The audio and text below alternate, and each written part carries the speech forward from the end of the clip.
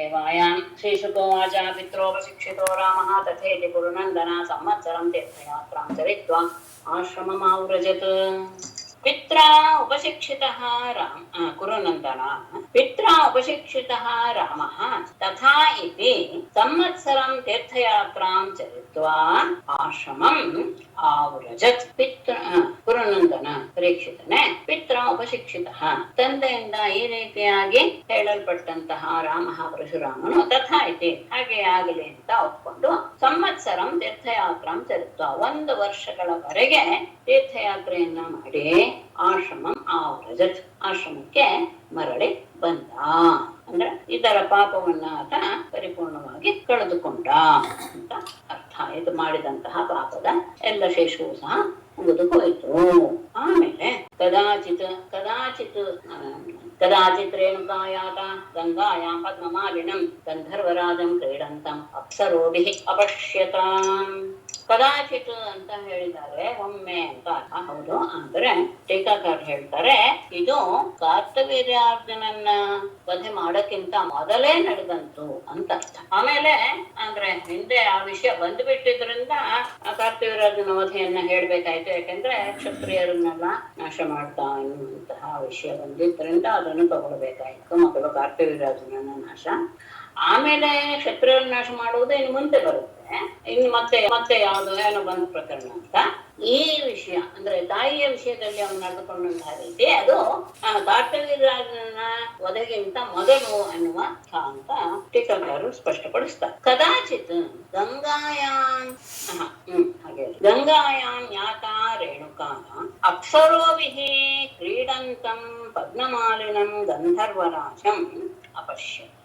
ಕದಾಚಿತ್ ಒಮ್ಮೆ ಗಂಗಾಯಾಂ ಯಾತ ಗಂಗಾ ನದಿಗೆ ಹೋದಂತಹ ರೇಣುಕಾ ಜಮದಗ್ನಿಯ ಪತ್ನಿಯಾದ ರೇಣುಕೆಯು ಅಲ್ಲಿ ಅಪ್ಸರೋಭಿಃ ಕ್ರೀಡಂತಂ ಅಲ್ಲಿ ಅಪ್ಸರ ಜೊತೆಗೆ ಜಲಕ್ರೀಡೆ ಆಡ್ತಾ ಇರುವಂತಹ ಪದ್ಮಮಾಲಿನಂ ಕಮಲದ ಮಾಲೆಯನ್ನು ಧರಿಸಿರುವಂತಹ ಗಂಧರ್ವರಾಜ ಅವನು ಚಿತ್ರರಥ ಅಂತ ವಿಶೇಷವಾಗಿ ಹೇಳ್ತಾರೆ. ಚಿತ್ರರಥನನ್ನ ಅವಳು ನೋಡಿದಳು.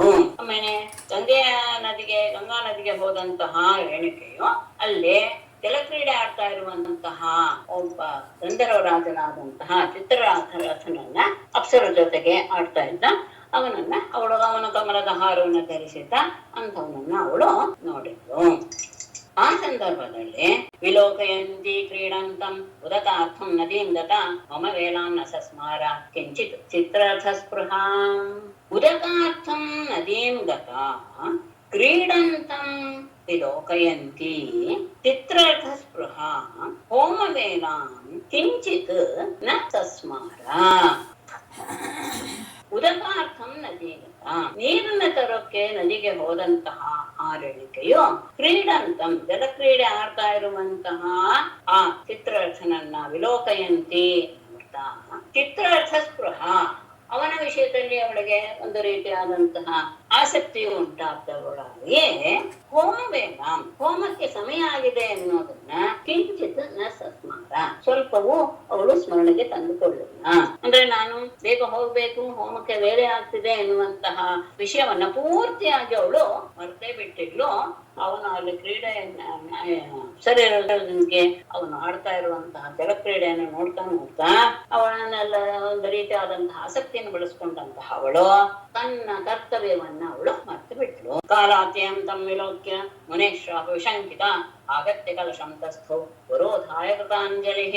ಕಾಲಾತ್ಯಂ ತಂ ವಿಲೋಕ್ಯ ಮುನೇಃ ಶಾಪ ವಿಶಂಕಿತ ಆಗತ್ಯ ಪುರೋಧಾಯ ಕಲಶಂ ಪುರೋಧಾಯ ಕೃತಾಂಜಲಿ ತಸ್ಥೌ. ಕಾಲಾತ್ಯಂ ತಂ ವಿಲೋಕ್ಯ ಓಹೋ ಸಮಯ ಮೀರಿದೆ ಎನ್ನುವುದರ ಅರಿವು ಆಮೇಲೆ ಅವಳಿಗೆ ಆಯ್ತು.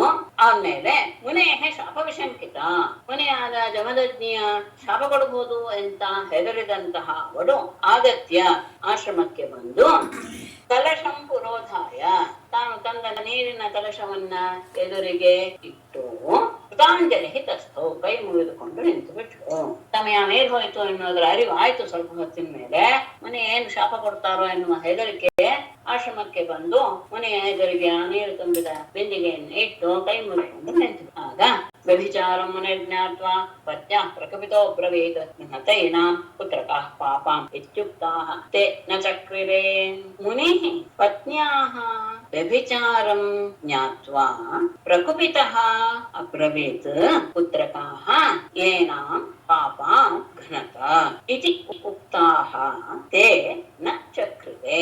ಮುನಿಃ ಯಮದಗ್ನಿ ಮುನಿಯು ಪತ್ನ್ಯಾಃ ವ್ಯಭಿಚಾರಂ ಪತ್ನಿಯ ಮನಸ್ಸಿನಲ್ಲಿ ಆದಂತಹ ಆ ದೋಷವನ್ನ ಜ್ಞಾತ್ವ ತಿಳಿದು ಪ್ರಕುಪಿತಃ ಅಬ್ರವೀತ್ ಬಹಳ ಕೋಪದಿಂದ ಹೇಳಿದ್ರು, ಪುತ್ರಕಾಹ ಮಕ್ಕಳೇ, ಏನಾಂ ಪಾಪಘ್ನತ ಪಾಪಿಷ್ಠೆಯಾದಂತಹ ಇವುಗಳನ್ನ ಕೊಂದು ಹಾಕ್ಬಿಡಿ. ಇತ್ಯುಕ್ತಾಹ ಹೀಗೆ ಹೇಳಲ್ಪಟ್ಟಂತಹ ತೇ ಆ ಮಕ್ಕಳು ನ ಚಕ್ರಿವೆ ಯಾವ ಮಕ್ಕಳು ಸಹ ಅವನು ಹೇಳಿದಂತಹ ಕೆಲಸವನ್ನ ಮಾಡಕ್ಕೆ ಹೋಗಿಲ್ಲ. ಯಾವಾಗ ಮಾನಸಿಕವಾಗಿ ಅವಳಲ್ಲಿ ಆ ರೀತಿಯಾದಂತಹ ದೋಷ ಉಂಟಾಗಿದೆ ಎನ್ನುವಂತಹ ಅರಿವು ಜಮದಗ್ನಿ ಮುನಿಯ ತಿಳುವಳಿಕೆಗೆ ಬಂತು. ಬಹಳ ಕೋಪಗೊಂಡಂತಹ ಅವರು ಮಕ್ಕಳಿಗೆ ಹೇಳ್ತಾರೆ, ಇವಳನ್ನ ಕೊಂದು ಹಾಕ್ಬಿಡಿ, ಪಾಪ ಮಾಡಿದ್ದಾಳೆ ಅನ್ನುವ ರೀತಿಯಲ್ಲಿ ಹೇಳಿದಾಗ ಮಕ್ಕಳು ಯಾರೂ ಸಹ ಆ ಕೆಲಸವನ್ನು ಮಾಡಲಿಲ್ಲ. ರಾಮ ಸಂಚೋದಿತ ಪಿತ್ರ ಭ್ರಾತರ್ಮಾತ್ರ ಸಹ ವಧೇತ್ ಪ್ರಭಾವಜ್ಞೋ ಮುನೇಃ ಸಮ್ಯಕ್ ಸಮಾಧೇಃ ತಪಸಶ್ಚ ಸಹ.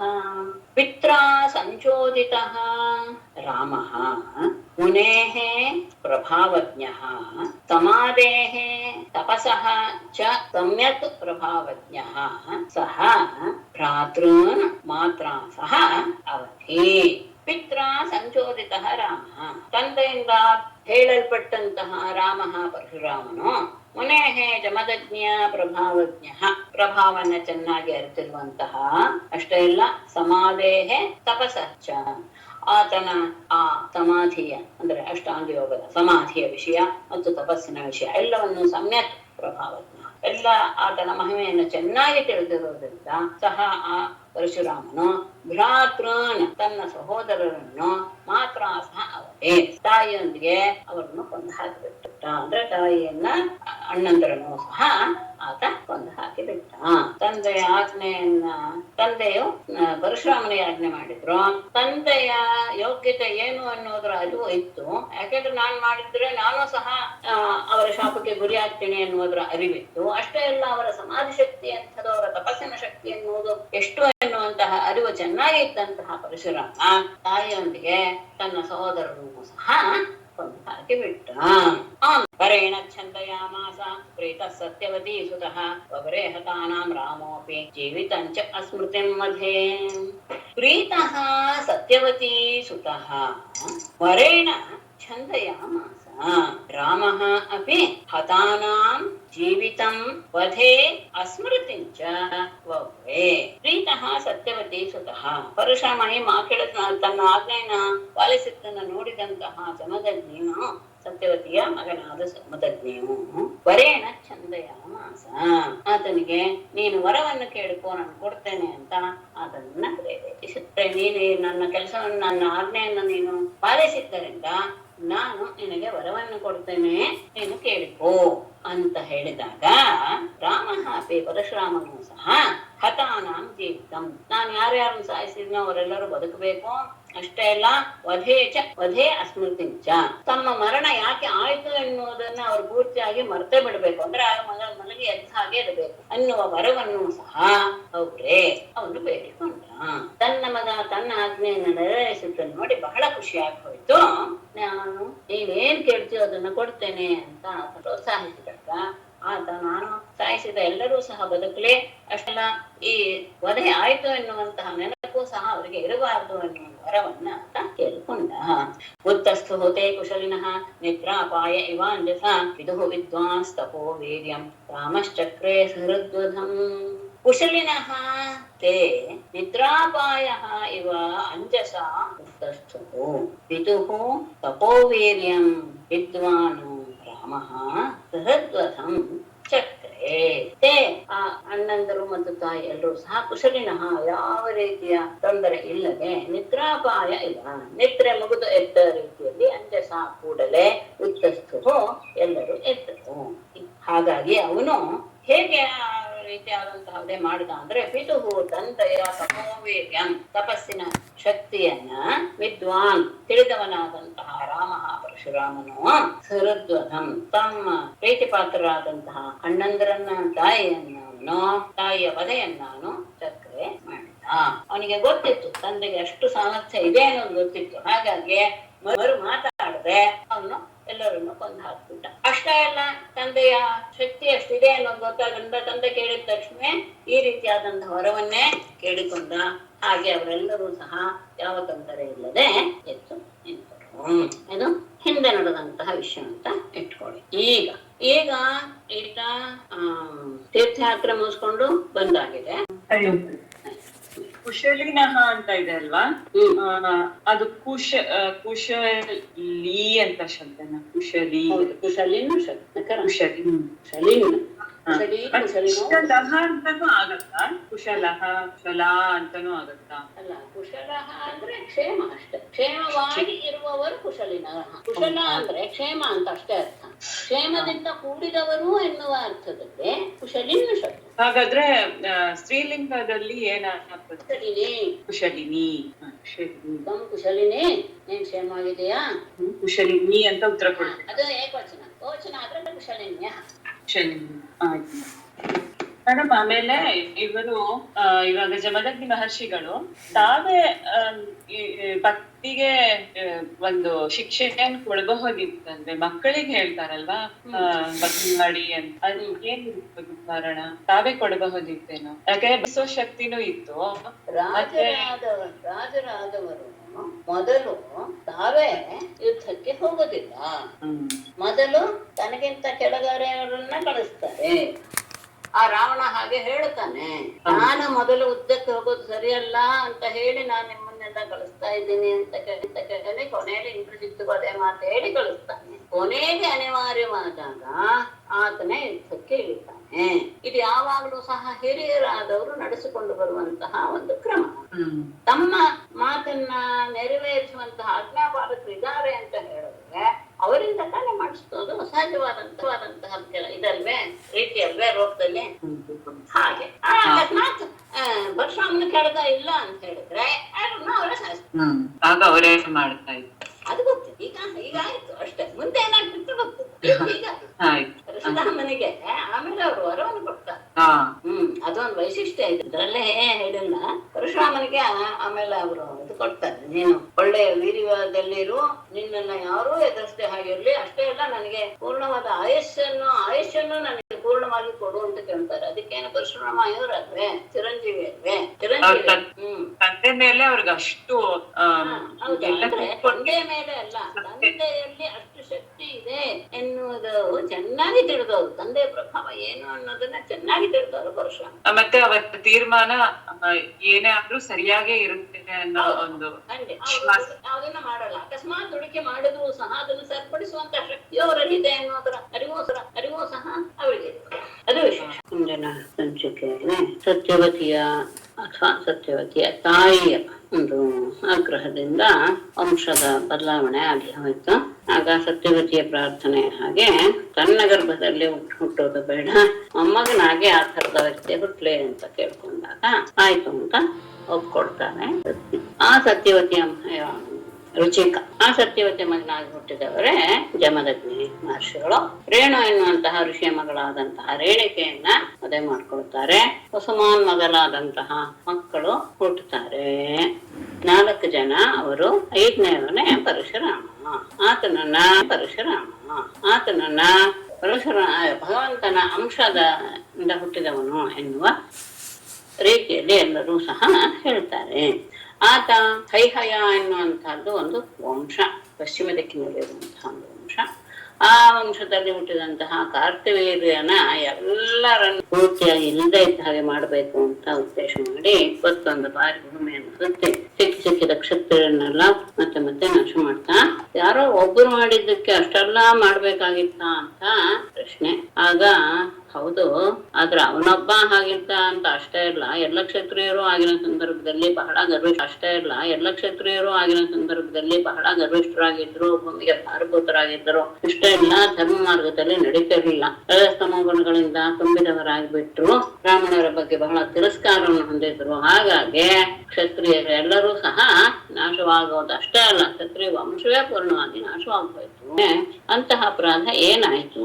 ಕ್ಷತ್ರಿಯ ಕುಲವೇ ಆಗೋಯ್ತು ಅಂದ್ರೆ ಅದು ಬಹಳ ತೀವ್ರವಾಗಿ ಇರ್ಬೇಕಲ್ವಾ? ಏನ್ ಸಂದರ್ಭ ಅಂತ ಕೇಳಿದಾಗ ಆಗ ಕಾರ್ತಿವೀರ್ಯನ ಕಥೆಯನ್ನ ಹೇಳ್ತಾರೆ ಶುಕಮುನಿಗಳು ಪರೀಕ್ಷಿತನಿಗೆ. ಕೈಹಾಯ ದೇಶದಲ್ಲಿ ಕೃತವೀರ್ಯ ಅನ್ನೋದು ಆತನ ಅಪ್ಪ, ಆತನ ಮಗ ಅರ್ಜುನ. ಅಪ್ಪನ ಹೆಸರು ಸೇರ್ಕೊಂಡು ಆತನಿಗೆ ಕಾರ್ತಿವೀರ್ಯ ಅನ್ನೋ ಹೆಸರು ಬಂತು. ಯಾಕೆಂದ್ರೆ ಅರ್ಜುನ ಇನ್ನೊಬ್ಬನಲ್ಲಿ ಸಂದೇಹ ಬರುವುದು ಅನ್ನೋ ಉದ್ದೇಶ. ಆತ ಪರಮಾತ್ಮನಾದ ನಾರಾಯಣನಿಂದ ಆವಿರ್ಭೂತರಾದಂತಹ ದತ್ತಾತ್ರೇಯ ಮುನಿಗಳನ್ನ ಆರಾಧಿಸಿ ತೋಳುಗಳು ಮತ್ತೆ ಶತ್ರುಗಳನ್ನ ಎದುರಿಸುವಂತಹ ಪರಾಕ್ರಮ, ಬುದ್ಧಿ, ತೇಜಸ್ಸು, ಇಂದ್ರಿಯ ಬಲ, ದೇಹ ಬಲ ಎಲ್ಲ ನಿಮಾದ ಸಿದ್ಧಿಗಳನ್ನು ಸಹ ಪಡೆದಿದ್ದ. ಅಂದ್ರೆ ಆ ರೀತಿಯಾದಂತಹ ಒಬ್ಬ ಪರಾಕ್ರಮಿಯಾದಂತಹ ರಾಜ ಲೋಕದಲ್ಲಿ ಇಲ್ಲ ಅಂತ ಹೇಳುವಷ್ಟು ಅವನು ಶ್ರೇಷ್ಠನಾಗ್ಬಿಟ್ಟಿದ್ದ. ಹಾಗೆ ವಾಯುವಿನ ಹಾಗೆ ವಾಯು ಹೇಗೆ ಎಲ್ಲ ಕಡೆಯೂ ಸಹ ಯಾವ ಅಡೆತಡೆ ಇಲ್ಲದೆ ಓಡಾಡುತ್ತೋ ಹಾಗೆ ಇವನು ಸಹ ಎಲ್ಲ ಕಡೆ ಓಡಾಡುವಂತಹ ಸಾಮರ್ಥ್ಯವನ್ನು ಪಡೆದಿದ್ದ. ಯಾಕೆಂದ್ರೆ ನಿಮಾದ ಅಷ್ಟದಿದ್ಯಗಳನ್ನು ಪಡ್ಕೊಂಡಿದ್ದ. ಹೀಗೆ ಒಮ್ಮೆ ಅವನು ವೈಜಯಂತಿ ಎಂಬ ಪುಷ್ಪದ ಮಾಲೆಯನ್ನು ಧರಿಸಿದಂತಹ ಅವನು ಬಹಳ ಗರ್ವದಿಂದ ತನ್ನ ರಾಣಿಯ ಸಂದರ್ಭದಲ್ಲಿ ತನ್ನ 1000 ತೋಳುಗಳನ್ನ ಅಡ್ಡಗಟ್ಟಿದಾಗ ಆ ನದಿಯ ಪ್ರವಾಹ ವೇಗ ತಗ್ಗಿ ಹೋಯಿತು. ಅಂದ್ರೆ ಜಲಕ್ರೀಡೆಗೆ ಎಷ್ಟು ಬೇಕೋ ಅಷ್ಟು ಮಾತ್ರ ಇರ್ಲಿ ಅನ್ನೋ ಉದ್ದೇಶದಿಂದ ಆತ ಆ ಪ್ರವಾಹವನ್ನ ತಡೆಗಟ್ಟು ಬಿಟ್ಟ. ಆ ಸಂದರ್ಭದಲ್ಲಿ ದಿಗ್ವಿಜಯಕ್ಕೆ ಬಂದಂತಹ ರಾವಣ ಅದರ ಹಿಂದಿನ ಭಾಗದಲ್ಲಿ ತಾನು ಶಿಬಿರವನ್ನ ನೆಲೆಗೊಳಿಸ್ಕೊಂಡಿದ್ದ. ಯಾವಾಗ ಪ್ರವಾಹ ಮುಂದೆ ಹೋಗೋದು ನಿಂತೋಯ್ತು, ಅಲ್ಲಿರುವಂತಹ ಅವನ ಶಿಬಿರಗಳೆಲ್ಲ ಕೊಚ್ಕೊಂಡು ಹೋಗ್ಬಿಡ್ತು. ಆಗ ಆತನಿಗೆ ಬಹಳ ಕೋಪ ಬಂದ್ಬಿಡ್ತು. ಲೋಕದಲ್ಲಿ ತನ್ನನ್ನ ತಡೆಗಟ್ಟೋರು ಅಲ್ಲ, ತನಗೆ ಈ ರೀತಿಯಾಗಿ ಮಾಡೋರು ಯಾರಾದ್ರೂ ಇದ್ದಾರ ಅಂತ ಅವನಿಗೂ ಸಹ ಅದೇ ಇದು ಅಭಿಪ್ರಾಯ ಇತ್ತು. ತನ್ನನ್ನು ಮೀರಿಸೋರು ಕೆಲಸ ಗೊತ್ತಾಗೆ ಆತನ ಮೇಲೆ ಯುದ್ಧಕ್ಕೆ ಬಂದ. ಆದರೆ ಆತನ ಪರಾಕ್ರಮ ಇವನಿಗೆ ಗೊತ್ತಿರ್ಲಿಲ್ಲ. ಅವನೇನು ಮಾಡ, ಎಲ್ಲ ಸ್ತ್ರೀಯರ ಎದುರಿಗೇನೆ ಆತನನ್ನ ಹಿಡಿದು ಒಂದಷ್ಟು ದಿವಸ ಸೆರೆಯಲ್ಲಿ ಇಟ್ಟುಬಿಟ್ಟ. ಎಲ್ಲಾ ಸ್ತ್ರೀಯರ ಎದುರಿಗೇನೆ ಅವನನ್ನ ಬಂಧಿಸಿ ತನ್ನ ಮಾಹಿಷ್ಮತಿ ನಗರದಲ್ಲಿ ಆತನನ್ನ ಸರಿಯಾಗಿ ಇಟ್ಟುಬಿಟ್ಟಿದ್ದ. ಆಗ ಮತ್ತೆ ಆತನ ತಂದೆ ಬಂದು ಕೇಳ್ಕೊಳ್ತಾರೆ. ಕುಲಸ್ಥರು ಬಂದು ಕೇಳ್ಕೊಂಡ್ಮೇಲೆ ಆತನನ್ನ ಬಿಟ್ಟು ಕಳಿಸ್ತಾನೆ ಎನ್ನುವುದು ಅಂತ. ಅಂದ್ರೆ ಯಾತಕ್ಕೆ ಈ ಸಂದರ್ಭ ಹೇಳಿದ್ರು ಅಂದ್ರೆ ಎಂತಹ ಪರಾಕ್ರಮ ಇತ್ತು ಕಾರ್ತಿವೀರ್ಯನಿಗೆ ಅನ್ನೋದನ್ನ ತೋರ್ಸಕ್ಕೆ. ರಾವಣ ಅಂದ್ರೆ ಏನ್ ಕಡಿಮೆನೆ, ಅಂತಹ ರಾವಣನನ್ನೇ ಒಂದು ಬಿಟ್ಟಿದ್ದ ಅಂದ್ರೆ ಮತ್ತೇನು ಸೈನ್ಯ ಇಲ್ಲ ಇಬ್ಬರಲ್ಲೂ ಅಷ್ಟೇ, ಇವನೊಬ್ಬನೇ ಅಷ್ಟು ಮಾಡಿದ ಅನ್ನೋದು ಆತನ ಪರಾಕ್ರಮವನ್ನು ತೋರಿಸುವಂತಹ ಒಂದು ಸಂದರ್ಭ. ಅದಾದ್ಮೇಲೆ ಒಮ್ಮೆ ಭೇಟಿಗಾಗಿ ಹೋದಂತಹ ಆತ ಹೀಗೆ ಓಡಾಡ್ತಾ ಬಂದಾಗ ದಾರಿಯಲ್ಲಿ ಜಮದಗ್ನಿ ಆಶ್ರಮ ಸಿಕ್ತು. ಅಲ್ಲಿ ಆಶ್ರಮದಲ್ಲಿ ಸಹಜವಾಗಿ ಮುನಿಗಳನ್ನ ದರ್ಶನ ಮಾಡ್ಕೊಂಡು ಹೋಗೋದು ಎನ್ನುವುದರಿಂದ ಪ್ರವೇಶ ಮಾಡಿದಾಗ ಬಂದಂತಹ ಅತಿಥಿಯನ್ನ, ರಾಜನನ್ನ ಮತ್ತು ರಾಜನ ಅನೇಕ ಮಂತ್ರಿಗಳು, ಸೈನಿಕರು, ಸೈನ್ಯ ಎಲ್ಲರಿಗೂ ಸಹ ಒಳ್ಳೆಯ ರೀತಿಯಲ್ಲಿ ಸತ್ಕಾರ ಮಾಡಿತು. ತಾನೇ ಬಹಳ ಐಶ್ವರ್ಯ ಸಂಪನ್ನ ಅಂತ ಭಾವಿಸಿದ್ದಂತಹ ಕಾರ್ತಿವೀರ್ಯ ರಾಜನಿಗೆ ಮಹರ್ಷಿಯಲ್ಲಿ ಅದಕ್ಕಿಂತ ಹೆಚ್ಚು ಶಕ್ತಿ ಇರೋದನ್ನ ನೋಡಿದ ತಕ್ಷಣ ಆತನಿಗೆ ಸಹಿಸಕ್ಕೆ ಆಗಲಿಲ್ಲ. ಇದಕ್ಕೆಲ್ಲ ಕಾರಣ ಅವರಲ್ಲಿದ್ದಂತಹ ಕಾಮಧೇನು ಎನ್ನುವಂತಹ ಜ್ಞಾನ ಬಂತು. ಆತ ಋಷಿಗಳನ್ನು ಕೇಳದೇನೆ ತನ್ನ ಸೈನಿಕರಿಗೆ ಆಜ್ಞೆ ಮಾಡಿಬಿಟ್ಟ. ಅದನ್ನ ಹಿಡ್ಕೊಂಡು ಬಂದ ರಾಜ ಆಜ್ಞೆ, ಸೈನಿಕರು ಅದನ್ನ ಹಿಡ್ಕೊಂಡು ಬಂದ್ರು. ಅದು ಕೂಗ್ಕೊಳ್ತಾ ಇದೆ. ಆದ್ರೂ ಸಹ ಆ ಕರುವಿನ ಜೊತೆಗೆ ಅದನ್ನು ಎಳ್ಕೊಂಡ್ರು. ಈ ಸ್ವಲ್ಪ ಹೊತ್ತಿಗೆ ಹಿಂದೆ ಎಲ್ಲೋ ಹೋಗಿದ್ದಂತ ಪರಶುರಾಮ ಆಶ್ರಮಕ್ಕೆ ಹಿಂತಿರುಗಿ ಬಂದಾಗ ಕಾರ್ತಿವೀರ್ಯರಾಜನ ಮಾಡಿದಂತಹ ದುಷ್ಟತನದ ಕಾರ್ಯವನ್ನ ಕೇಳಿ ಬಹಳ ಕೋಪ ಬಂದ್ಬಿಡ್ತು. ಸರ್ಪಕ್ಕೆ ಹೊಡೆದರೆ ಅದು ಎಷ್ಟು ಕೆರಳುತ್ತೋ ಆ ರೀತಿಯಾಗಿ ಅವನ ಅತ್ಯಾಕ್ರೋಶದಿಂದ ತನ್ನ ಪ್ರಸಿದ್ಧವಾದಂತಹ ಕೊಡಲೆಯನ್ನ, ಬಿಲ್ಲಬಾಣ, ಬತ್ತಳಿಗಳನ್ನು ತೆಗೆದುಕೊಂಡು ಯುದ್ಧಕ್ಕೆ ಸನ್ನದ್ಧನಾಗಿ ಆನೆಯನ್ನ ಬೆನ್ನಟ್ಟಿ ಹೋಗುವ ಸಿಂಹದ ಹಾಗೆ ಕಾರ್ತಿವೀರ್ಯನ ಹಿಂದೆನೆ ಹೋದ. ಅವನ ಧನುಸ್ಸು, ಬಾಣ ಮತ್ತೆ ಹೆಗ್ಗಣೆ ಹೊರಟು ಕೃಷ್ಣ ಮೃಗದ ಚರ್ಮವನ್ನು ಧರಿಸಿರುವಂತವನು, ಮತ್ತೆ ಜಟ ಇದೆ, ಅದು ಹೇಗಿದೆ ಸೂರ್ಯನ ಕಾಂತಿಯಿಂದ ಕಾಂತಿಯನ್ನು ಮೀರಿಸುವ ಹಾಗೆ ಅದು ಅತ್ಯಂತ ಪ್ರಕಾಶಮಾನವಾಗಿ ಇದೆ. ಇಂತಹ ಪರಶುರಾಮನನ್ನು ನೋಡಿದ ತಕ್ಷಣ ಕಾರ್ಕವಿರ್ಯ ಇನ್ನೂ ಪುರ ಪ್ರವೇಶ ಆಗಬೇಕು. ಅಷ್ಟರಲ್ಲಿ ಓಹೋ ಇವನನ್ನ ನಾಶ ಮಾಡದೆ ಆಗೋದಿಲ್ಲ ಅಂತ ತನ್ನ ಸೈನ್ಯಕ್ಕೆ ಆಜ್ಞೆ ಮಾಡಿದ. ಅವನನ್ನ ಎದುರಿಸಿ ಎಷ್ಟು ಸೈನ್ಯ, 17 ಅಕ್ಷೋಹಿಣಿಯ ಸೈನ್ಯ. ಅಂತಹ ಸೈನ್ಯ ಮತ್ತೆ ಎಲ್ಲರಲ್ಲೂ ಕತ್ತಿ, ಗದೆ, ಬಿಲ್ಲು, ಬಾಣ, ಶುಂಡಿ, ಶಕ್ತಿ ಮೊದಲಾದ ಎಲ್ಲ ಆಯುಧಗಳನ್ನು ಹಿಡಿದಂತಹವರು ರಾಮನನ್ನ ಎದುರಿಸಿದರು. ಅಷ್ಟೂ ಜನರನ್ನ ರಾಮ ಬಿಟ್ಟ. ಆ ಕೊಡಲಿಯನ್ನ ತಿರುಗಿಸ್ತಾ ಅಲ್ಲಿರುವಂತಹ ಎಲ್ಲ ಸೈನಿಕರ ಕೈ, ಕಾಲು, ತೋಳು, ತೊಡೆ ಎಲ್ಲ ಅವಯವಗಳು ಸಹ ಕತ್ತರಿಸಿ ಬಿಡ್ತಾ ಇವೆ. ಅನೇಕ ಜನ ವೀರರೆಲ್ಲರೂ ಮಾಡಿದರು. ಅಷ್ಟೇ ಎಲ್ಲ ಆನೆ, ಕುದುರೆ, ರಥ ಎಲ್ಲವೂ ಸಹ ಚೂರಾಗಿ ಎಣ್ಣೆ ರಾಶಿಯಾಗಿ ಬೀಳ್ತಿದೆ. ಅದೇ ಆ ರಣರಂಗ ನೋಡಕ್ಕೆ ಆಗ್ಲಿಲ್ಲ. ರಕ್ತದ ಪ್ರವಾಹವೇ ಹರಿದೋಯ್ತು. ರಕ್ತದ ಕೆಸರಿನಿಂದ ತುಂಬ. ಹೀಗೆ ತನ್ನ ಸೈನ್ಯ ಎಲ್ಲ ನಾಶವಾಗಿದ್ದನ್ನು ನೋಡಿ ತಾನೇ ಯುದ್ಧಕ್ಕೆ ಬಂದ ಕಾರ್ತಿವೀರ್ಯರಾಜನ 500 ಕೈಗಳಲ್ಲಿ 500 ಬಿಲ್ಲುಗಳನ್ನು ಹಿಡಿದು ಉಳಿದ ಕೈಗಳಿಂದ ಬಾಣಗಳನ್ನು ಪ್ರಯೋಗ ಮಾಡ್ತಾ. ಆದರೆ ಧನುರ್ವಿದ್ಯೆಯಲ್ಲಿ ಪರಶುರಾಮ ಬಹಳ ಶ್ರೇಷ್ಠ. ಯಾಕೆಂದ್ರೆ ದ್ರೋಣರಿಗೆ ಶಿಕ್ಷಣ ಕೊಟ್ಟವನೇ ಪರಶುರಾಮ, ಕರ್ಣನಿಗೆ ಕೊಟ್ಟವನು ಅವನೇ. ಹಾಗಾಗಿ ಅಂತಹ ಪ್ರಚಂಡನಾದಂತಹ ಆ ಪರಶುರಾಮ ತನ್ನ ಒಂದೇ ಬಿಲ್ಲಿನಿಂದ ಆ ಎಲ್ಲ ಬಾಣಗಳನ್ನು ಸಹ ತುಂಡು ಮಾಡಿ ಹಾಕಿಬಿಟ್ಟ. ಇದನ್ನು ನೋಡಿದಾಗ ಇನ್ನೂ ಕೋಪ ಬಂದ್ಬಿಡ್ತು. ಕಾರ್ತಿವೀರ್ಯನೇನು ಕಡಿಮೆ ಅಲ್ಲ, ಹಿಂದೆ ತಾನೇ ಆದ ಸಂದರ್ಭ ಹೇಳಿ ಆಗಿದೆ. ಎಂತಹ ಪರಾಕ್ರಮಿ ಆತ ತನ್ನ 1000 ಕೈಗಳಿಂದಲೂ ಸಹ ಪರ್ವತ ವೃಕ್ಷಗಳೆಲ್ಲ ಕಿತ್ತು ತಗೊಂಬಂದು ಪರಶುರಾಮನ ಮೇಲೆ ಎಸಿತಾನೆ ಇದ್ದಾನೆ. ಅದು ದಾರಿಲಿ ಬರ್ತಾ ಇದ್ದ ಹಾಗೇನ ಪರಶುರಾಮನಿಂದ ಚೂರು ಮಾಡಿ ಆತನನ್ನ ಅವಮಾನ ಮಾಡುವ ರೀತಿಯಲ್ಲಿ ಎಲ್ಲವನ್ನೂ ಸಹ ನಾಶ ಮಾಡಿಬಿಟ್ಟ. ಅಷ್ಟೇ ಅಲ್ಲ, ತನ್ನ ಹರಿತವಾದ ಕೊಡಲಿಯಿಂದ ಆತನ 1000 ಭುಜಗಳನ್ನು ಸಹ ಕತ್ತರಿಸಿ ಹಾಕಿಬಿಟ್ಟ. ಅಷ್ಟೇ ಅಲ್ಲ, ಪರ್ವತದ ಶಿಖರವನ್ನ ಉರುಳಿಸುವ ರೀತಿಯಲ್ಲಿ ಅವನ ತಲೆಯನ್ನು ಸಹ ಭೇದಿಸಿ ಬಿಟ್ಟ. ಇಂತಹ ಪರಾಕ್ರಮಿಯಾದ ಕಾರ್ತಿವೀರ್ಯ ಸತ್ತು ಹೋದದ್ದನ್ನು ನೋಡಿ ಅವನ 10,000 ಜನ ಮಕ್ಕಳು ಸಹ ಪರಶುರಾಮನ ಮುಂದೆ ನಿಲ್ಲಕ್ಕೆ ಹೆದರಿ ಎಲ್ಲರೂ ಸಹ ಹೋಮಧೇನುವನ್ನ ಕರುವನ್ನ ಅಲ್ಲೇ ಬಿಟ್ಟುಬಿಟ್ಟು ಓಡಿ ಹೋಗ್ಬಿಟ್ರು. ಕೊನೆಗೆ ರಾಮ ಆ ಕಾಮಧೇನುವನ್ನ ಜೊತೆಗೆ ತಗೊಂಬಂದು ತಂದೆಯ ಹತ್ತಿರ ಕೊಟ್ಟು ತಾನು ಏನೇನ್ ಮಾಡಿದೆ ಎನ್ನುವುದನ್ನೆಲ್ಲವನ್ನೂ ಸಹ ತಂದೆಗೂ ಸಹೋದರರಿಗೂ ತಿಳಿಸ್ತ. ಇದನ್ನ ಕೇಳಿದಾಗ ಜಮದಗ್ನಿಗೆ ಸ್ವಲ್ಪ ಮನಸ್ಸಿಗೆ ಹಿಂಸೆ ಆಯ್ತು. ನಿನ್ನ ಪರಾಕ್ರಮ ಹೌದು, ಬಹಳ ಶ್ರೇಷ್ಠವಾದದ್ದು, ಹೊಗಳಿಕೆ ಕಾರವಾದದ್ದು. ಆದ್ರೆ ನೀನು ಮಾಡಿದ ಕೆಲಸ ಮಾತ್ರ ಸರಿಯಲ್ಲಪ್ಪ, ತುಂಬಾ ಕೆಟ್ಟ ಕೆಲಸ ಮಾಡ್ಬಿಟ್ಟಿದೀಯ. ಅಂದ್ರೆ ರಾಜ ಅಂತ ಹೇಳದ್ಮೇಲೆ ಆತ ಎಲ್ಲ ದೇವತೆಗಳ ಸ್ವರೂಪ. ಆತನನ್ನ ಕೊಲ್ಲೋದು ಯಾವುದೇ ಕಾರಣಕ್ಕೂ ಸಹ ಸರಿಯಲ್ಲ. ಯಾವ ಶಾಸ್ತ್ರವೂ ಅದನ್ನು ಒಪ್ಪಲ್ಲ. ಅಂತಹ ಧರ್ಮವನ್ನ ಸರಿಯಾಗಿ ತಿಳಿಯದೆ ನೀನು ಕೋಪಕ್ಕೆ ವಶನಾಗಿ ಅವನನ್ನು ಕೊಂದು ಬಹಳ ದೊಡ್ಡ ಪಾಪವನ್ನು ಕಟ್ಕೊಂಡ್ಬಿಟ್ಟಿದ್ಯಾ. ಅಷ್ಟೇ ಅಲ್ಲ, ಮತ್ತೆ ನಾವು ಬ್ರಾಹ್ಮಣ ಕುಲದಲ್ಲಿ ಹುಟ್ಟಿದವರು ಇಂತಹ ಕೋಪಕ್ಕೆ ಬುದ್ಧಿಯನ್ನು ಕೊಟ್ಕೊಂಡು ಈ ರೀತಿಯಾದಂತಹ ರಾಜಸ ಗುಣದ ಕಾರ್ಯವನ್ನು ಮಾಡೋದು ಯಾವತ್ತೂ ಸರಿಯಲ್ಲ. ನಾವು ಸಾತ್ವಿಕ ಗುಣವನ್ನು ಹೊಂದಿರಬೇಕು. ಶಾಂತಿ ಅನ್ನೋದೇ ನಮ್ಮ ಪ್ರಧಾನವಾದಂತಹ ಒಂದು ಅಸ್ತ್ರ.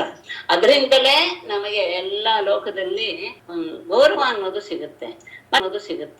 ಮತ್ತೆ ಅದಕ್ಕಿಂತ ಉತ್ತಮವಾದಂತಹ ಗುಣ ಲೋಕದಲ್ಲೇ ಯಾವುದೂ ಇಲ್ಲ. ಲೋಕಕ್ಕೆಲ್ಲ ಗುರುವಾದ ಬ್ರಹ್ಮನೂ ಸಹ ಈ ಗುಣವನ್ನು ಇಟ್ಕೊಂಡೆ ಅವನು ಅತ್ಯಂತ ಉತ್ತಮವಾದಂತಹ ಪರಮೇಷ್ಠ ಪದವನ್ನು ಪಡೆದಿದ್ದಾನೆ. ಈ ರೀತಿಯ ಗುಣ ಇದ್ರೆ ಮಾತ್ರ ಬ್ರಾಹ್ಮಣರಲ್ಲಿರುವಂತಹ ತೇಜಸ್ಸು ಸಹ ಸೂರ್ಯನ ಕಾಂತಿಯ ಹಾಗೆ ಪ್ರಕಾಶಮಾನಕ್ಕೆ ಬರುತ್ತೆ. ಆ ಗುಣ ಇದ್ದವರಲ್ಲಿ ಪರಮಾತ್ಮನೂ ಸಹ ಬೇಗನ ಅನುಗ್ರಹ ಮಾಡ್ಬಿಡ್ತಾನೆ. ಮತ್ತೆ ನೀನು ಮಾಡಿದಂತಹ ಚಕ್ರವರ್ತಿಯಾದಂತಹ ಮೂರ್ಧಾಭಿಷಿಕ್ತ ಅನ್ನುವ ಶಬ್ದ ಅದ್ಭುತವಾಗಿದೆ. ಅಂದ್ರೆ ಇಡೀ ಭೂಮಂಡಲಕ್ಕೆ ಒಬ್ಬನೇ ರಾಜನಾದಂತಹ ಚಕ್ರವರ್ತಿಯನ್ನ ಕೊಂದಿದ್ದು ಬ್ರಹ್ಮಹತ್ಯೆಗಿಂತಲೂ ಅತ್ಯಂತ ಪಾತಕ. ಬ್ರಹ್ಮಹತ್ಯೆ ಲೋಕದಲ್ಲಿ ಅತ್ಯಂತ ಪಾಪವನ್ನು ಉಂಟು ಮಾಡುವಂಥದ್ದು ಅಂತ ಹೇಳ್ತಾರೆ. ಅದಕ್ಕಿಂತಲೂ ಹೆಚ್ಚು ಪಾಪ ಉಳ್ಳದ್ದು. ನೀನು ಅಂತಹ ಪಾಪವನ್ನ ಈಗ ಮಾಡ್ಬಿಟ್ಟಿದೀಯಾ, ಪಾಪಿ ಆಗಿಬಿಟ್ಟಿದ್ಯಾ. ಹಾಗಾಗಿ ಭಗವಂತನನ್ನ ಧ್ಯಾನ ಮಾಡ್ತಾ ನೀನು ತೀರ್ಥಯಾತ್ರೆಯನ್ನು ಮಾಡಿಕೊಂಡು ಆ ಎಲ್ಲವನ್ನೂ ಸಹ ಪಾಪವನ್ನು ಕಳ್ಕೊಂಡು ಬಾ ಅಂತ ಹೇಳಿದ್ರು. ಜಮದಗ್ನಿಗಳು. ಆಮೇಲೆ 11ನೇ ಅಧ್ಯಾಯದಲ್ಲಿ ಪರಶುರಾಮ ತಂದೆ ಆಜ್ಞೆಯನ್ನ ಶಿರಸಾವಹಿಸಿ 1 ಸಂವತ್ಸರದವರೆಗೆ ಪುಣ್ಯತೀರ್ಥ ಯಾತ್ರೆಯನ್ನೆಲ್ಲ ಮಾಡಿ ಮತ್ತೆ ಬಂದು ಆಶ್ರಮಕ್ಕೆ ಸೇರಿಕೊಂಡು, ಅದಕ್ಕೆ ಮೊದಲು ಒಂದು ದಿನ ನಡೆದಂತಹ ಕಥೆ ವಿಷಯವನ್ನು ಹೇಳ್ತಾರೆ. ಒಂದಿನ ತಾಯಿ ರೇಣುಕೆ ನೀರನ್ನು ತರಬೇಕು ಅಂತ ಗಂಗಾ ನದಿಗೆ ಹೋದಾಗ ಅಲ್ಲಿ ಚಿತ್ರರಥ ಎನ್ನುವಂತಹ ಗಂಧರ್ವ ರಾಜ ತನ್ನ ಅಪ್ಸರಾಸ್ತ್ರೀಯರೊಡನೆ ಜಲಕ್ರೀಡೆಯನ್ನು ಆಡ್ತಾ ಇದ್ದ. ಅತ್ಯಂತ ಸುಂದರವಾದಂತಹ ಕಮಲದ ಮಾಲೆಯನ್ನು ಅವನ ಕಂಠದಲ್ಲಿ ಧರಿಸಿ ಅತ್ಯಂತ ಸುಂದರವಾದಂತಹ ಶರೀರವನ್ನು ಹೊಂದಿದಂತಹ ಅವನನ್ನು ನೋಡಿ ಅವನ ರೂಪಕ್ಕೆ ಮರಳಾಗಿ ಅಲ್ಲೇ ನಿಂತು ಬಿಟ್ಲು.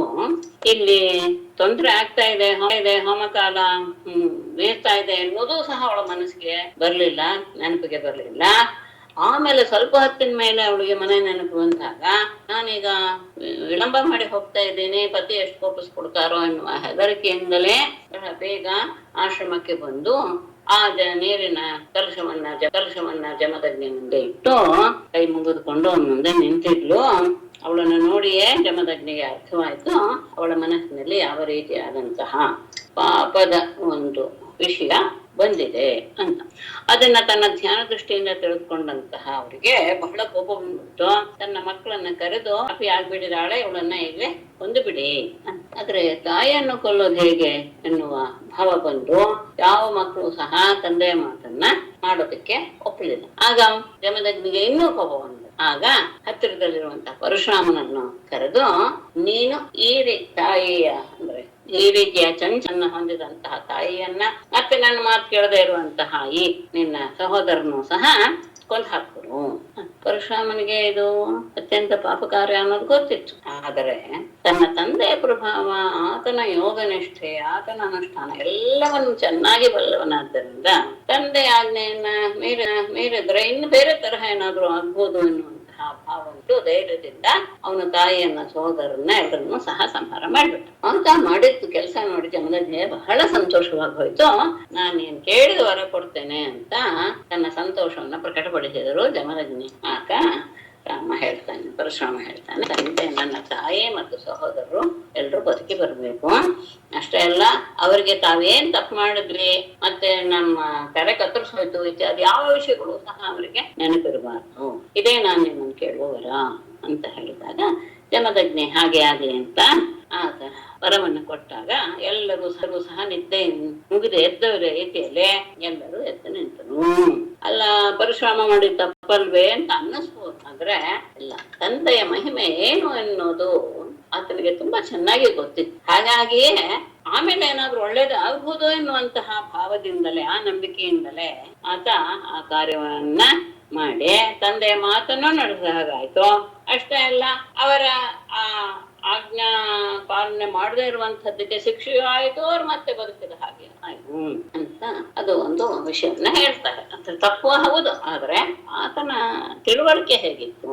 ಆಮೇಲೆ ಅದಾದ್ಮೇಲೆ ಪರಶುರಾಮ ಹಿಂದೆ ಆಮೇಲೆ ಕಾರ್ತವೀರ್ಯನ ಮಕ್ಕಳೆಲ್ಲ ಓಡ್ ಹೊಟ್ಟೋದ್ರಲ್ಲ, ಕಾರ್ತವೀರ್ಯ ಅರ್ಜುನನ ಮರಣವನ್ನ ಮನಸ್ಸಿನಲ್ಲಿ ನೆನಪಿಸಿಕೊಂಡು ಅವರು ದ್ವೇಷ ಸಾಹಸಕ್ಕೆ ಅರ್ಜುನಸ್ಯ ಸುತ ರಾಜನ್ ಸ್ಮರಂತ ಸ್ವಪಿತುರ್ವಧಂ ರಾಮವೀರ್ಯ ಪರಾಭೂತ ಹಾಲೇಭಿರೇ ಶರ್ಮನ ಖಚಿತ ಇದೆ. ಹಾಗಾಗಿ ನಾನು ತಿಳ್ಕೊಳ್ಳಿ ಅಂತ ಹೇಳ್ಬಿಟ್ಟೆ, ಇಲ್ಲ ಅದು ಸಂದರ್ಭ ಇತ್ತು. ಹಾಗಾದ್ರೆ ಹೇಳ್ಬಿಡ್ತೇನೆ.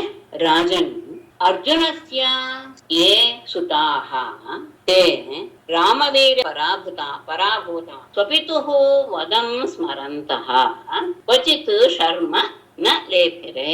ರಾಜನೇ ಅರ್ಜುನಸ್ಯ ಕಾರ್ತವೀರ್ಯಾರ್ಜುನನ ಸುತಾಹ ಯಾವ ಮಕ್ಕಳಿದ್ರು ಅವರು ರಾಮವೀರ ಪರಾಭೂತ ಪರಶುರಾಮನ ಆ ಪರಾಕ್ರಮದಿಂದ ಹೆದರಿ ಓಡಿ ಹೋದಂತಹ ಅವರು ಸ್ವಪಿತು ವದಂ ಸ್ಮರಂತಹ. ಅಷ್ಟೇ ಅಲ್ಲ, ಆ ಸಂದರ್ಭದಲ್ಲಿ ನೋಡ್ಬಿಟ್ಟಿರ್ತಾರಲ್ಲ, ಎಲ್ಲರೂ ಎದುರಿಗೆ ನೋಡ್ಬಿಟ್ಟಿದ್ರು ತಂದೆ ಸತ್ತಿದ್ದನ್ನ, ತನ್ನ ತಂದೆಯ ವಧೆಯನ್ನ ನೆನಪಿಸಿಕೊಳ್ತಾ ಕ್ವಚಿತ್ ಎಂದಿಗೂ ಸಹ ಅಂದ್ರೆ ಒಂದು ದಿವಸವೂ ಸಹ ಶರ್ಮನ ಮನಸ್ಸಿಗೆ ಶಾಂತ ಭಾವವನ್ನ ಹೊಂದಿರ್ಲಿಲ್ಲ. ಮನಸ್ಸು ಶಾಂತವಾಗ್ಲೇ ಇಲ್ಲ. ಒಂದು ದಿವಸವೂ ಅವ್ರ ಮನಸ್ಸು ಶಾಂತವಾಗಿರ್ಲಿಲ್ಲ. ಮತ್ತೆ ಮತ್ತೆ ಮತ್ತೆ ಮತ್ತೆ ತಮ್ಮ ತಂದೆಯನ್ನ ಕೊಂದಂತಹ ಪರಶುರಾಮನ ವಿಷಯವೇ ಮನಸ್ಸಿಗೆ ಬರ್ತಾ ಇತ್ತು. ಅಷ್ಟೇ ಅಲ್ಲ, ಇವರೆಲ್ಲ ಹೆದರು ಓಡ್ ಹೋಗ್ಬಿಟ್ಟಿದ್ರಲ್ಲ, ಅದು ಸಹ ಸ್ಮರಣೆಗೆ ಬಂದಿತ್ತು. ಮನಸ್ಸು ಬಹಳ ಕಾತರದಲ್ಲಿಯೇ ಇತ್ತು, ಏನಾದ್ರೂ ಮಾಡಿ ಅದನ್ನ ಸಾಧಿಸ್ಕೊಳ್ಬೇಕು ಅಂತ. ಹಾಗಿಟ್ಕೊಂಡು ಮುಂದಿನ ಮಾತು ಸರಿ ಹೋಗುತ್ತೆ. ನಾನು ಇಲ್ಲ ಅನ್ಕೊಂಡು ಮುಂದೆ ಹೋದೆ. ಸರಿ ಆಯ್ತು. ಅಲ್ಲಿಂದ ಎಲ್ಲರೂ ಒಂದು ದಿವಸ ಯೋಚನೆ ಮಾಡಿ ಇಂಥ ದಿವಸ ಹೋಗಿ ಪರಶುರಾಮನನ್ನ ನಾಶ ಮಾಡ್ಬೇಕು ಅನ್ನೋದು ಉದ್ದೇಶ. ನಿಜವಾಗ್ಲೂ ಇರೋದು ಜಮದಗ್ನಿಯನ್ನು ನಾಶ ಮಾಡೋದಲ್ಲ, ಆಗಿರ್ಲಿಲ್ಲ. ಮತ್ತೆ ಪರಶುರಾಮನನ್ನ ನಾಶ ಮಾಡ್ಬೇಕು ಎನ್ನುವ ಉದ್ದೇಶದಿಂದಲೇ ಬಹಳ ಯೋಚನೆ ಮಾಡಿ ಬಂದರು. ಏಕದಾಶ್ರಮತೋ ರಾಮೇ ಸಭ್ರಾತರಿ ವನಂಗತೆ ವೈರಂ ಸಾಧೇಶವಃ ಲಬ್ಧ ಛಿದ್ರಾಪಾಗಮನ್. ಏಕದ ಆಶ್ರಮತಃ ರಾಮೇ ಸಭ್ರಾತರೇ ವನಂಗತೆ ವೈರಂ ಶಿಶಾದೈಷವಃ ಲಬ್ಧಛಿದ್ರಾಃ ಉಪಾಗಮನ್. ಯಾರು ಅನ್ನೋದಿಲ್ಲ, ಆದ್ರೆ ಹಿಂದೆ ವೈರ ಅಂತ ಹೇಳಿದ ತಕ್ಷಣ ದಾರ್ತಿರಾಜನ ಮಕ್ಕಳು ಅನ್ನುವಂತಹ ಅಲ್ಪವನ್ನು ತಂದ್ಕೊಂಡು ಏಕದ ಒಮ್ಮೆ ಆಶ್ರಮದಿಂದ ಹೊರಗೆ ರಾಮನು ಸಭ್ರಾತರೆ ತನ್ನ ಸಹೋದರರೊಡನೆ ವನಂಗತೆ ಕಾಡಿಗೆ ಹೋಗಿರಲಾಗಿ ವೈರಂ ಶಿಶಾದೈಷವಃ ತನ್ನ ತಂದೆಯನ್ನ ಕೊಂದಂತ ಪರಶುರಾಮನ ಮೇಲೆ ಏನಾದ್ರೂ ಮಾಡಿ ನಮ್ಮ ವೈರವನ್ನ ಸಾಧಿಸ್ಬೇಕು ಎನ್ನುವಂತಹ ಭಾವದಿಂದ ಲಬ್ಧಛಿದ್ರ ಯಾವ ಸಮಯ ಅಂತ ಹುಡುಕ್ತಾನೇ ಇತ್ತು. ಯಾವುದೋ ಒಂದು ಸಂದರ್ಭ ಸರಿಯಾಗಿದೆ ಅಂತ ಭಾವಿಸಿ, ಅಂದ್ರೆ ಪರಶುರಾಮನನ್ನು ಕೊಲ್ಬೇಕು ಅನ್ನೋ ಉದ್ದೇಶ. ಅವರು ಉಪಾಗಮನ್ ಕಾರ್ತಿವೀರಾಜನ ಮಕ್ಕಳು ಆಶ್ರಮಕ್ಕೆ ಬಂದ್ರು. ಆಗ ಅಂದ್ರೆ ಯಾರು ಇಲ್ಲ ಆ ಸಂದರ್ಭದಲ್ಲಿ, ಆದ್ರೆ ಇವರೇ ಗೊತ್ತಿರ್ಲಿಲ್ಲ ಇದೇ ಸಂದರ್ಭ ಅಂತ ಒಂದ್ ಸ್ವಲ್ಪ ಎಲ್ಲಾ ವಿಚಾರ ಮಾಡಿಕೊಂಡು ಪರಶುರಾಮನನ್ನ ಕೊಲ್ಬೇಕು ಅನ್ನೋ ಉದ್ದೇಶದಿಂದಲೇ ಅವರು ಬಹಳ ಯೋಚನೆ ಮಾಡಿ ಈ ಸಂದರ್ಭವನ್ನ ತಿಳ್ಕೊಂಡು ಬಂದ್ರು. ಆದರೆ ಆಗ ಏನಾಯ್ತು, ಅವನು ಇರ್ಲಿಲ್ಲ. ದೃಷ್ಟ ಅಜ್ಞಾಗಾರ ಆಸೀನಂ ಆವೇಶಿತಂ ಮುನಿಂ ಭಗವತ್ಯುತ್ತಮ ಶ್ಲೋಕೆ ಜಘ್ನೋಸ್ತೆ ಪಾಪನಿಶ್ಚಯಾಃ. ಅಲ್ಲಿ ಅಜ್ಞಾಗಾರೆ ಆಸೀನಂ ಭಗವತಿ ಉತ್ತಮ ಶ್ಲೋಕೆ ಆವೇಶಿತ ಧಿಯಂ ಮುನಿಂ ದೃಷ್ಟ್ವಾ ತೇ ಪಾಪನಿಶ್ಚಯಾಃ ಅಥವಾ ಪಾಪನಿಶ್ಚಯಾಃ ತೇ ಜಘ್ನುಃ.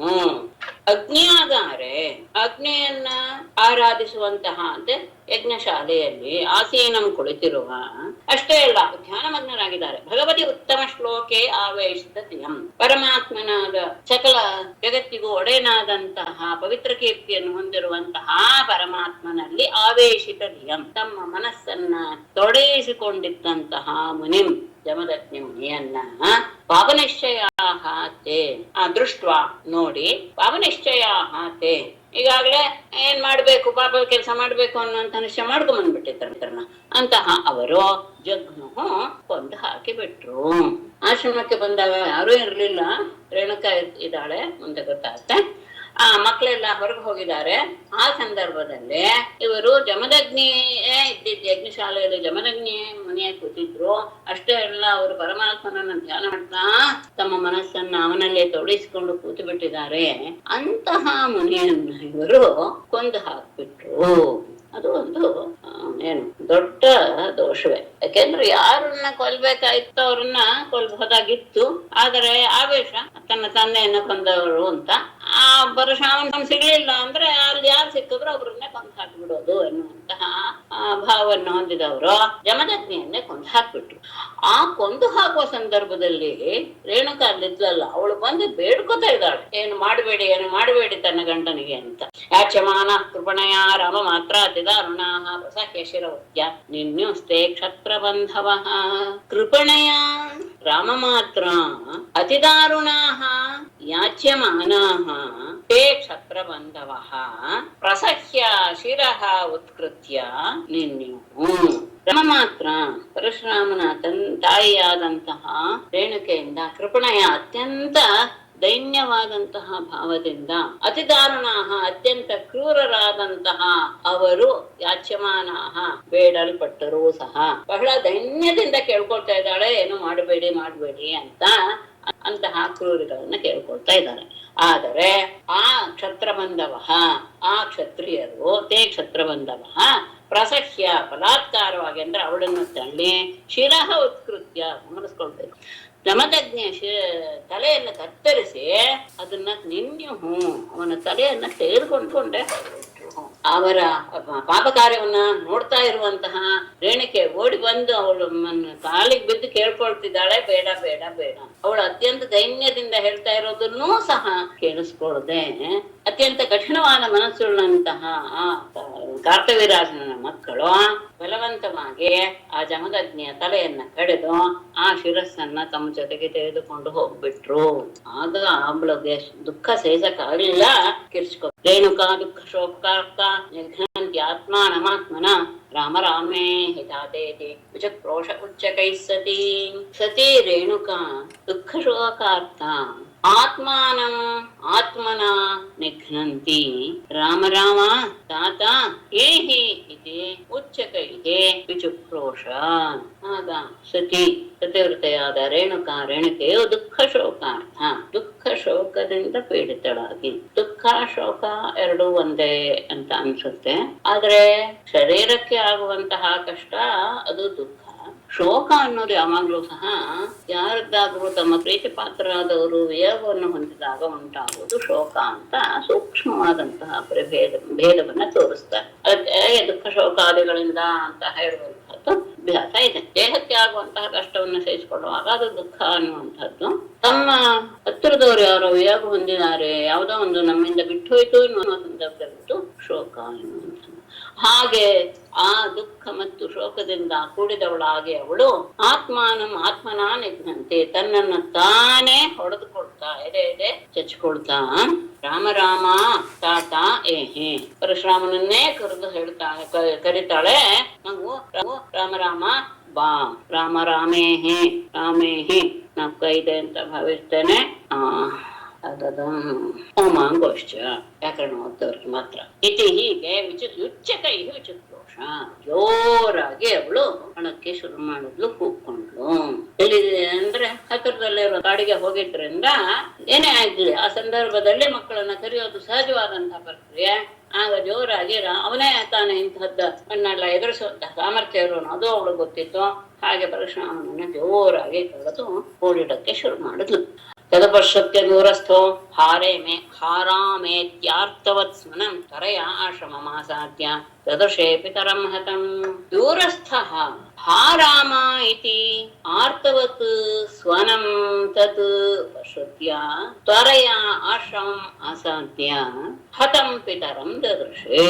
ದೂರಸ್ಥಃ ಅತ್ಯಂತ ದೂರದಲ್ಲಿದ್ದಾನೆ ಅಂತಹ ಪರಶುರಾಮನು ಹಾರಾಮ ಇತಿ ರಾಮ ಎನ್ನುವಂತಹ ಎಲ್ಲಿದೆಯಾ ಅಂತ ಹೇಳುವಂತಹ ರಾಮ ರಾಮ ಹೇಗೆ ಎನ್ನುವಂತಹ ಹಾ ರಾಮ ಎನ್ನುವಂತಹ ಇದು ಆರ್ತವತ್ ಸ್ವನಂ ಅತ್ಯಂತ ಕರುಣಾಪೂರ್ಣವಾದಂತಹ ಆ ಧ್ವನಿಯನ್ನ ತದುಪಶುತ್ಯ ಅದನ್ನ ಕೇಳಿ ತ್ವರೆಯ ಅತ್ಯಂತ ವೇಗವಾಗಿ ಆಶ್ರಮ ಅಸಾಧ್ಯ ಆಶ್ರಮಕ್ಕೆ ಬಂದು ಹತಂ ಪಿತರಂ ದದೃಶೇ ಸತ್ತು ಹೋದಂತಹ ಅದೇನು ತಲೆ ಇಲ್ಲದೆ ಇರುವಂತಹ ಸತ್ತು ಹೋದ ತನ್ನ ತಂದೆಯನ್ನ ಆತ ನೋಡಿದ.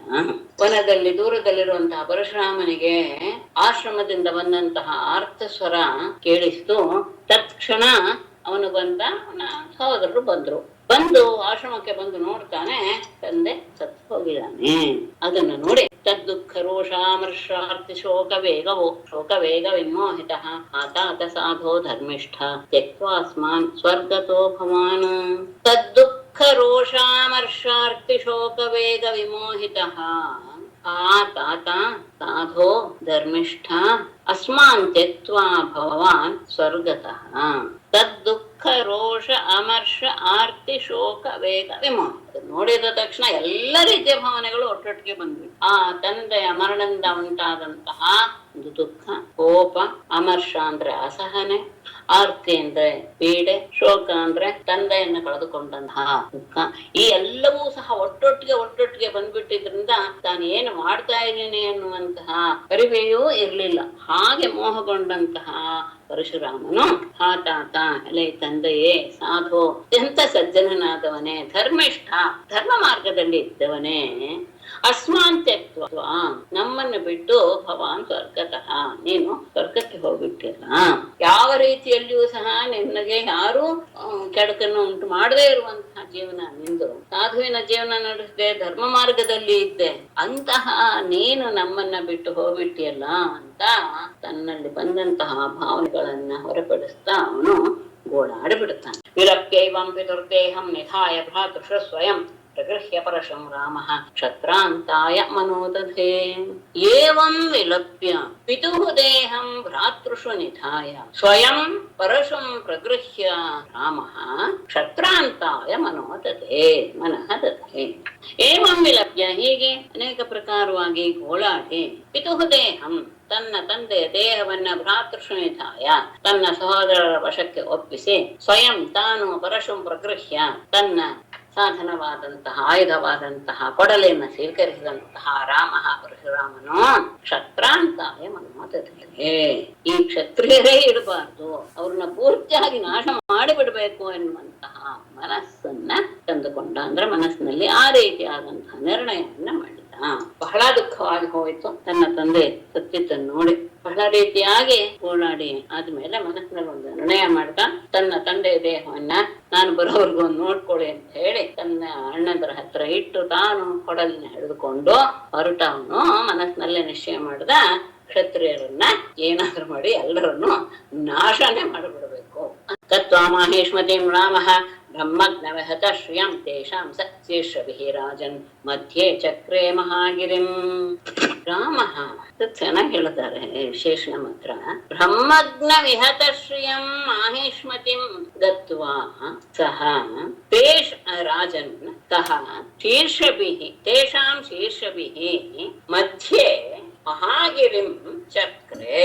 ರಾಮ ಪರಶುರಾಮನು ಮಹೇಶ್ಮತಿಗೆ ಹೋದ. ಏನಾಗಿದೆ ಅದು? ಬ್ರಹ್ಮಜ್ಞ ವಿಹತ ಶ್ರಿಯಂ, ಅಂತಹ ಮುನಿಯಾದ ಜಮದಗ್ನಿಯನ್ನ ಕೊಂದಿದ್ದರಿಂದ ಯಾರು ಅಲ್ಲಿರುವಂತಹ ಈಗ ರಾಜರವರು, ಆ ರಾಜರಲ್ಲಿರುವಂತಹ ದೋಷ ಆ ನಗರಕ್ಕೂ ಅಂಟ್ಕೊಂಡ್ಬಿಟ್ಟಿತ್ತು. ಅದು ಈಗಾಗ್ಲೇ ತನ್ನ ಕಾಂತಿಯನ್ನ ಕಳ್ಕೊಂಡ್ಬಿಟ್ಟಿತ್ತು ಅಂತ ಹೇಳ್ತಾರೆ. ಅಂತಹ ಮಾಹೇಶ್ಮತಿಂ ದತ್ವ, ಈಗಾಗ್ಲೇ ಅದು ತನ್ನ ಇದನ್ನ ಕಳ್ಕೊಂಡ್ ಬಿಟ್ಟಿದ್ದೆ, ಅಂದ್ರೆ ಈಗಾಗ್ಲೇ ಅವಳ ವಿಧವೆಯ ಅವಸ್ಥೆಯನ್ನು ಹೊಂದಿಬಿಟ್ಟಿದ್ದಾಳೆ. ಅದು ಮಾಹೇಶ್ಮತಿ ನಗರ ಅಂದ್ರೆ ಏನೋ ಅಲ್ಲಿರುವಂತಹವರು ಈಗ ಸಾಯ್ತಾರೆ ಎನ್ನುವುದನ್ನ ಹೇಳುವಂತಹ ಒಂದು ಒಳ್ಳೆಯ ಅಂತಹ ಸಂದರ್ಭದಲ್ಲಿ ರಾಜನ್ ಪರೀಕ್ಷಿತನೇ ಸಹ ಆ ಪರಶುರಾಮನು ತೇಷಾಂ ಶೀರ್ಷವಿಹಿ, ಅಲ್ಲಿ ಹೋಗಿ ಅವರೆಲ್ಲರ ತಲೆಗಳು 10,000 ಜನ ಮಕ್ಕಳು ಅವರೆಲ್ಲರ ತಲೆಗಳನ್ನ ಕಡಿದು ಮಧ್ಯೆ ಆ ನಗರದ ಮಧ್ಯದಲ್ಲಿ ಮಹಾಗಿರಿಂ ಚಕ್ರೆ, ಒಂದು ದೊಡ್ಡ ಪರ್ವತವೋ ಎನ್ನುವ ಹಾಗೆ ಅದನ್ನ ಎಲ್ಲ ತಂದಲ್ಲಿ ತುಂಬಿ ಹಾಕಿಬಿಟ್ಟ. ಎಲ್ಲ ನಗರದ ಮಧ್ಯದಲ್ಲಿ ಅವರ ತಲೆಗಳನ್ನ ಕಡಿದಿದ್ದ ತಲೆಗಳನ್ನೆಲ್ಲ ತಂದು ಅದೇ ರಾಶಿ ಹಾಕಿಬಿಟ್ಟ. ಮಹೇಶ್ಮತಿ ನಗರಕ್ಕೆ ಹೋಗಿ ಈಗಾಗಲೇ ಅದು ತನ್ನ ಕಾಂತಿಯನ್ನ ಕಳ್ಕೊಂಡ್ಬಿಟ್ಟಿತ್ತು ನಗರ. ಅಂದ್ರೆ ಇನ್ನೇನ್ ಸಾಯ್ತಾರೆ ತನ್ನನ್ನು ಆಳ್ತಾ ಇರುವಂತವ್ರು ಎನ್ನುವ ಭಾವವನ್ನ ನಗರವೇ ತೋರಿಸ್ತಾ ಇತ್ತು. ಹಾಗೆ ಅಲ್ಲಿರುವಂತಹ ಎಲ್ಲರನ್ನು ಕರ್ತವ್ಯರಾಜನ ಮಕ್ಕಳೆಲ್ಲರನ್ನೂ ಸಹ ತಲೆ ಕಡಿದು ಆ ನಗರದ ಮಧ್ಯದಲ್ಲಿ ತಂದು ಹಾಕಿ ದೊಡ್ಡ ರಾಶಿಯಾಗಿ ಅದನ್ನ ತಂದು ಹಾಕಿ ಬಿಟ್ಟ. ತದ್ರಕ್ತೇನ ನದೀಂ ಘೋರಾಂ ಅಬ್ರಹ್ಮಣ್ಯ ಭಯಾವಹಾಂ ಹೇತುಂ ಕೃತ್ವಾ ಪಿತೃವಧಂ ಕ್ಷತ್ರೇ ಅಮಂಗಲಕಾರಿಣೇ. ಅಲ್ಲಿ ಒಂದು ರಕ್ತ, ಅಷ್ಟು ಜನ ತಲೆಯಿಂದ ಹೊರಬಂದಂತಹ ದೇಹದಿಂದ ಹೊರಬಂದಂತಹ ರಕ್ತ ಏನಾಯ್ತು? ಅಬ್ರಹ್ಮಣ್ಯ ಭಯಾವಹಾಂ ತದ್ರಕ್ತೇನ ಅಬ್ರಹ್ಮಣ್ಯ ಭಯಾವಹಾಂ ಘೋರಾಂ ನದೀಂ ಅಮಂಗಲಕಾರಿಣೇ ಕ್ಷತ್ರೇ ಪಿತೃವಧಂ ಹೇತುಂ ಕ್ವಾ. ಒಂದೊಂದು ಹೇಳ್ಬಿಡ್ತೀನಿ, ಕ್ರಿಯಾಪದ ಇಲ್ಲ. ತ್ರಿಸಪ್ತ ಕೃತ್ವ ಪೃಥಿವೀಂ ಕೃತ್ವ ನಹ ಕ್ಷತ್ರಿಯಾಂ ಪ್ರಭು ಸಮಂತ ಪಂಚಕೆ ಚಕ್ರೇ ಶೋಣಿತೋದಾನ್ ಪ್ರದಾನ್ ನವ. ಪ್ರಭು ಪಿತೃವಧಂ ಹೇತುಂ ಕೃತ್ವ ಪ್ರಭು ಪೃಥಿವೀಂ ತ್ರಿಸಪ್ತ ಕೃತ್ವ ಸಮಂತ ಪಂಚಕೆ ಶೋಣಿತೋದಾನ್ ನವ ಹೃದಾನ್ ಚಕ್ರೇ. ತದ್ರಕ್ತೇನ ಆ ಎಲ್ಲ ಕರ್ತವೀರ್ಯಾರ್ಜುನ ಮಕ್ಕಳ ರಕ್ತದಿಂದ ಅಬ್ರಹ್ಮಣ್ಯ ಭಯಾವಹ, ಬ್ರಾಹ್ಮಣರ ಬಗ್ಗೆ ತಿರಸ್ಕಾರ ಮಾಡ್ತಾ ಇರುವಂತಹ ಎಲ್ಲ ಕ್ಷತ್ರಿಯರಿಗೂ ಸಹ ಭಯವನ್ನು ಉಂಟು ಮಾಡುವ ರೀತಿಯಲ್ಲಿರುವಂತಹ ಘೋರಾಂ ನದೀಂ, ಆ ಘೋರವಾದಂತಹ ನದಿಯನ್ನ ಮಾಡ್ದ. ಯಾತಕ್ಕೆ? ಅಮಂಗಲಕಾರಿಣಿ ಕ್ಷತ್ರೇ, ಅನ್ಯಾಯವಾದಂತಹ ಮಾರ್ಗದಲ್ಲಿ ನಡೀತಾ ಇರುವಂತಹ ಆ ಕ್ಷತ್ರಿಯರ ವಿಷಯದಲ್ಲಿ ಪಿತೃವಧಂ ಹೇತುಂ ಕೃತ್ವ, ತನ್ನ ತಂದೆಯ ವಧೆಯನ್ನೇ ಅದಕ್ಕೆ ಕಾರಣವನ್ನಾಗಿ ಇಟ್ಟುಕೊಂಡು ಪೃಥಿವೀಂ ಪ್ರಭು ಪರಶುರಾಮನು ಪೃಥಿವೀಂ ಭೂಮಿಯನ್ನು ತ್ರಿಸಪ್ತ 21 ಬಾರಿ ನಿಹಿ ಕ್ಷತ್ರಿಯಾಂ ಕೃತ್ವ, ಕ್ಷತ್ರಿಯರಿಲ್ಲದೆ ಇರುವುದನ್ನಾಗಿ ಮಾಡಿ, ಸಮಂತ ಪಂಚಕೆ, ಸಮಂತ ಪಂಚಕ ಅನ್ನುವಂತಹದ್ದು ಒಂದು ಪ್ರದೇಶ, ಆ ಪ್ರದೇಶದಲ್ಲಿ ಶೋಣಿತೋದಾನ, ರಕ್ತವೆಂಬ ನೀರಿನಿಂದ ಕೂಡಿರುವ ನವಹದಾನ್ ಚಕ್ರೆ, 7 ಮಡುಗಳನ್ನು ಅವನು ನಿರ್ಮಿಸಿದ. ಎಲ್ಲ ಮಡುಗಳನ್ನು ಈ 21 ಬಾರಿ ಕ್ಷತ್ರಿಯರನ್ನು ಕೊಂದಂತಹ ಅವರ ರಕ್ತಗಳಿಂದಲೇ 9 ಮಡುಗಳನ್ನು ನಿರ್ಮಿಸಿ ಅದು ಎಲ್ಲದರಲ್ಲೂ ಸಹ ರಕ್ತವನ್ನ ತುಂಬಿಸಿ ಬಿಟ್ನು. ಎಂತಹ ಕೋಪ ಬಂದಿರ್ಬೇಕು ಆತನ ಮನಸ್ಸಿಗೆ. ಅವರ ರಕ್ತದಿಂದ ಒಂದು ದೊಡ್ಡ ನದಿಯೇ ಹರಿದು ಹೋಯ್ತು. ಅಷ್ಟೇ ಅಲ್ಲ, ಅದಕ್ಕೆ ಅವನ ಸಮಾಧಾನ ಆಗ್ಲಿಲ್ಲ. ತನ್ನ ತಂದೆಯನ್ನು ಕೊಂದಂತಹ ಈ ಕ್ಷತ್ರಿಯ ವಂಶವನ್ನೇ ನಾಶ ಮಾಡಬೇಕು ಎನ್ನುವಂತಹ ಭಾವವನ್ನು ತಂದುಕೊಂಡವನು ಹಾಗೆ ನಿಶ್ಚಯ ಮಾಡಿಕೊಂಡು 21 ಬಾರಿ ಭೂಮಂಡಲವನ್ನ ಪ್ರದಕ್ಷಿಣೆ ಹಾಕಿ ಎಲ್ಲ ಕ್ಷತ್ರಿಯ ಕುಲವನ್ನು ನಾಶ ಮಾಡಿಬಿಟ್ಟ. ಆ ಕ್ಷತ್ರಿಯ ರಕ್ತದಿಂದ ಈಗ ಸಮಂತ ಪಂಚಕ ಎನ್ನುವಂತಹ ಯಾವ ಹೆಸರಿದೆಯೋ ಆ ಪ್ರದೇಶದಲ್ಲಿ 9 ಮಡುಗಳನ್ನ ಮಾಡಿ ಅದರಲ್ಲಿ ಆ ರಕ್ತದ ಜಲವನ್ನ ತುಂಬಿ ಬಿಟ್ಟ. ಇಲ್ಲಿ 21 ಬಾರಿ ಏನು ಅನ್ನೋದಕ್ಕೆ ವಿಶೇಷ ತಗೊಳ್ತಾರೆ. ರೇಣುಕೆ ತನ್ನ ಗಂಡನ ಮರಣವನ್ನ ನೋಡಿ ಅವಳು 21 ಬಾರಿ ತನ್ನ ಎಲೆಗೆ ಹೊಡೆದುಕೊಂಡಿದ್ನಂತೆ. ಅದನ್ನ ಇಟ್ಟುಕೊಂಡು ರಾಮ 21 ಬಾರಿ ಭೂಮಂಡಲವನ್ನ ಸುತ್ತಿ ಕ್ಷತ್ರಿಯರನ್ನೆಲ್ಲ ನಾಶ ಮಾಡ್ದ ಅಂತ ಪ್ರಸಿದ್ಧಿ ಇದೆ ಅಂತ ಶ್ರೀಧರಯ್ಯ ವ್ಯಾಖ್ಯಾನದವರು ಬರೀತಾರೆ. ವಿಶೇಷ ಇದು ಗೊತ್ತಿರಲಿಲ್ಲ ಅನ್ನೋದನ್ನು ಇದರಲ್ಲೇ ಗೊತ್ತಾಯ್ತು. ಪಿತು ಕಾಯೇನ ಸಂಧಾಯ ಶಿರ ಆದಾಯ ಬರ್ಹಿಷಿ ಸರ್ವದೇವಮಯಂ ದೇವಂ ಆತ್ಮಾನಂ ಅಯಜತ್ ಮಖೈಹಿ. ಶಿರಃ ಆದಾಯ ಪಿತುಃ ಕಾಯೇನ ಸಂಧಾಯ ಬರ್ಹಿಷಿ ಸರ್ವದೇವಮಯಂ ದೇವಂ ಆತ್ಮಾನಂ ಮಖೈಹಿ ಅಯಜತ್. ಆಮೇಲೆ ಶಿರಃ ಆದಾಯ ತಗೊಂಡು ಹೋಗ್ಬಿಟ್ಟಿದ್ರಲ್ಲ, ಅಲ್ಲಿಂದ ಆ ತಲೆಯನ್ನ ತಗೊಂಡ್ಬಂದು ತನ್ನ ತಂದೆಯ ತಲೆಯನ್ನ ತಗೊಂಡು ಬಂದು ಪಿತುಃ ಕಾಯೇನ ಸಂಧಾಯ, ತಂದೆಯ ಶರೀರದ ಜೊತೆಗೆ ಅದನ್ನ ಸೇರಿಸಿ ಪರಿಹಿಷಿ ಯಜ್ಞದಲ್ಲಿ ಸರ್ವದೇವಮಯಂ ದೇವಂ, ಎಲ್ಲ ದೇವತೆಗಳ ಸ್ವರೂಪನಾದಂತಹ ಪರಮಾತ್ಮನನ್ನ, ಅಷ್ಟೇ ಅಲ್ಲ ಆತ್ಮಾನಂ ಆತ್ಮ ಸ್ವರೂಪನಾದಂತಹ ಅವನನ್ನ ಮಖೈಗೆ ಅಯಜತ್ ಯಜ್ಞಗಳ ಮೂಲಕ ಆತನನ್ನ ಆರಾಧಿಸಿದ. ತನ್ನ ತಂದೆಯ ಆ ಶರೀರ ಜೊತೆಗೆ ತಾನು ತಗೊಂಡು ಬಂದಂತಹ ಕಾರ್ತಿಕರಾಜನ ಮಕ್ಕಳನ್ನು ಕೊಂದು ಅಲ್ಲಿಂದ ತಂದಂತಹ ಆ ತಲೆಯನ್ನ ಸೇರಿಸಿ ಆಮೇಲೆ ಒಂದು ಯಜ್ಞವನ್ನು ಮಾಡಿದ. ಎಲ್ಲ ದೇವತೆಗಳ ಸ್ವರೂಪನಾದಂತಹ ಪರಮಾತ್ಮನನ್ನ ಆರಾಧಿಸುವ ಒಂದು ಯಜ್ಞವನ್ನು ಮಾಡಿದ.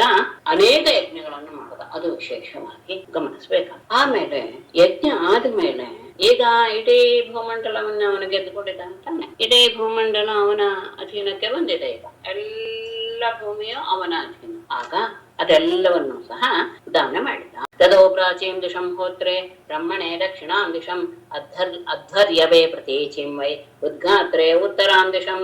ಪ್ರಾಚೀಂ ದಿಶಂ ಹೋತ್ರೆ ದಕ್ಷಿಣಾಂ ದಿಶಂ ಬ್ರಹ್ಮಣೆ ಪ್ರತೀಚಿಂ ಅಧ್ವರ್ಯವೇ ಉತ್ತರಾಂ ದಿಶಂ ಉದ್ಘಾತ್ರೆ ದಧೌ ವೈ. ಪೂರ್ವ ದಿಕ್ಕನ್ನ ಹೋತ್ರನಿಗೆ, ಹೋತುವ 4 ವೇದಗಳು ಇರ್ತಾರಲ್ಲ ಅವರಲ್ಲಿ ಹೋತೃವಿಗೆ ಪೂರ್ವ ದಿಕ್ಕನ್ನ, ಹಾಗೇನೆ ದಕ್ಷಿಣಾಂ ದಿಶಂ ಬ್ರಹ್ಮಣೆ ದಕ್ಷಿಣ ದಿಕ್ಕನ್ನ ಬ್ರಹ್ಮನ ಸ್ಥಾನದಲ್ಲಿ ಕುಳಿತಂತಹ ವ್ಯಕ್ತಿಗೆ, ಹಾಗೆ ಪ್ರತೀಚಿಂ ಪಶ್ಚಿಮ ದಿಕ್ಕನ್ನ ಅಧ್ವರ್ಯವೇ ಅಧ್ವರ್ಯವಾದಂತಹ ಋತ್ವಿಕ್ಗೂ, ಹಾಗೇನೆ ಉತ್ತರಾಂ ದಿಶಂ ಉತ್ತರ ದಿಕ್ಕನ್ನ ಉದ್ಗಾಂತ್ರೆ ಸಾಮವೇದವನ್ನ ಹೇಳುವಂತಹ ಉದ್ಗಾತ್ರುವಿಗೆ ತಥೋ ದಾನ ಮಾಡಿದ.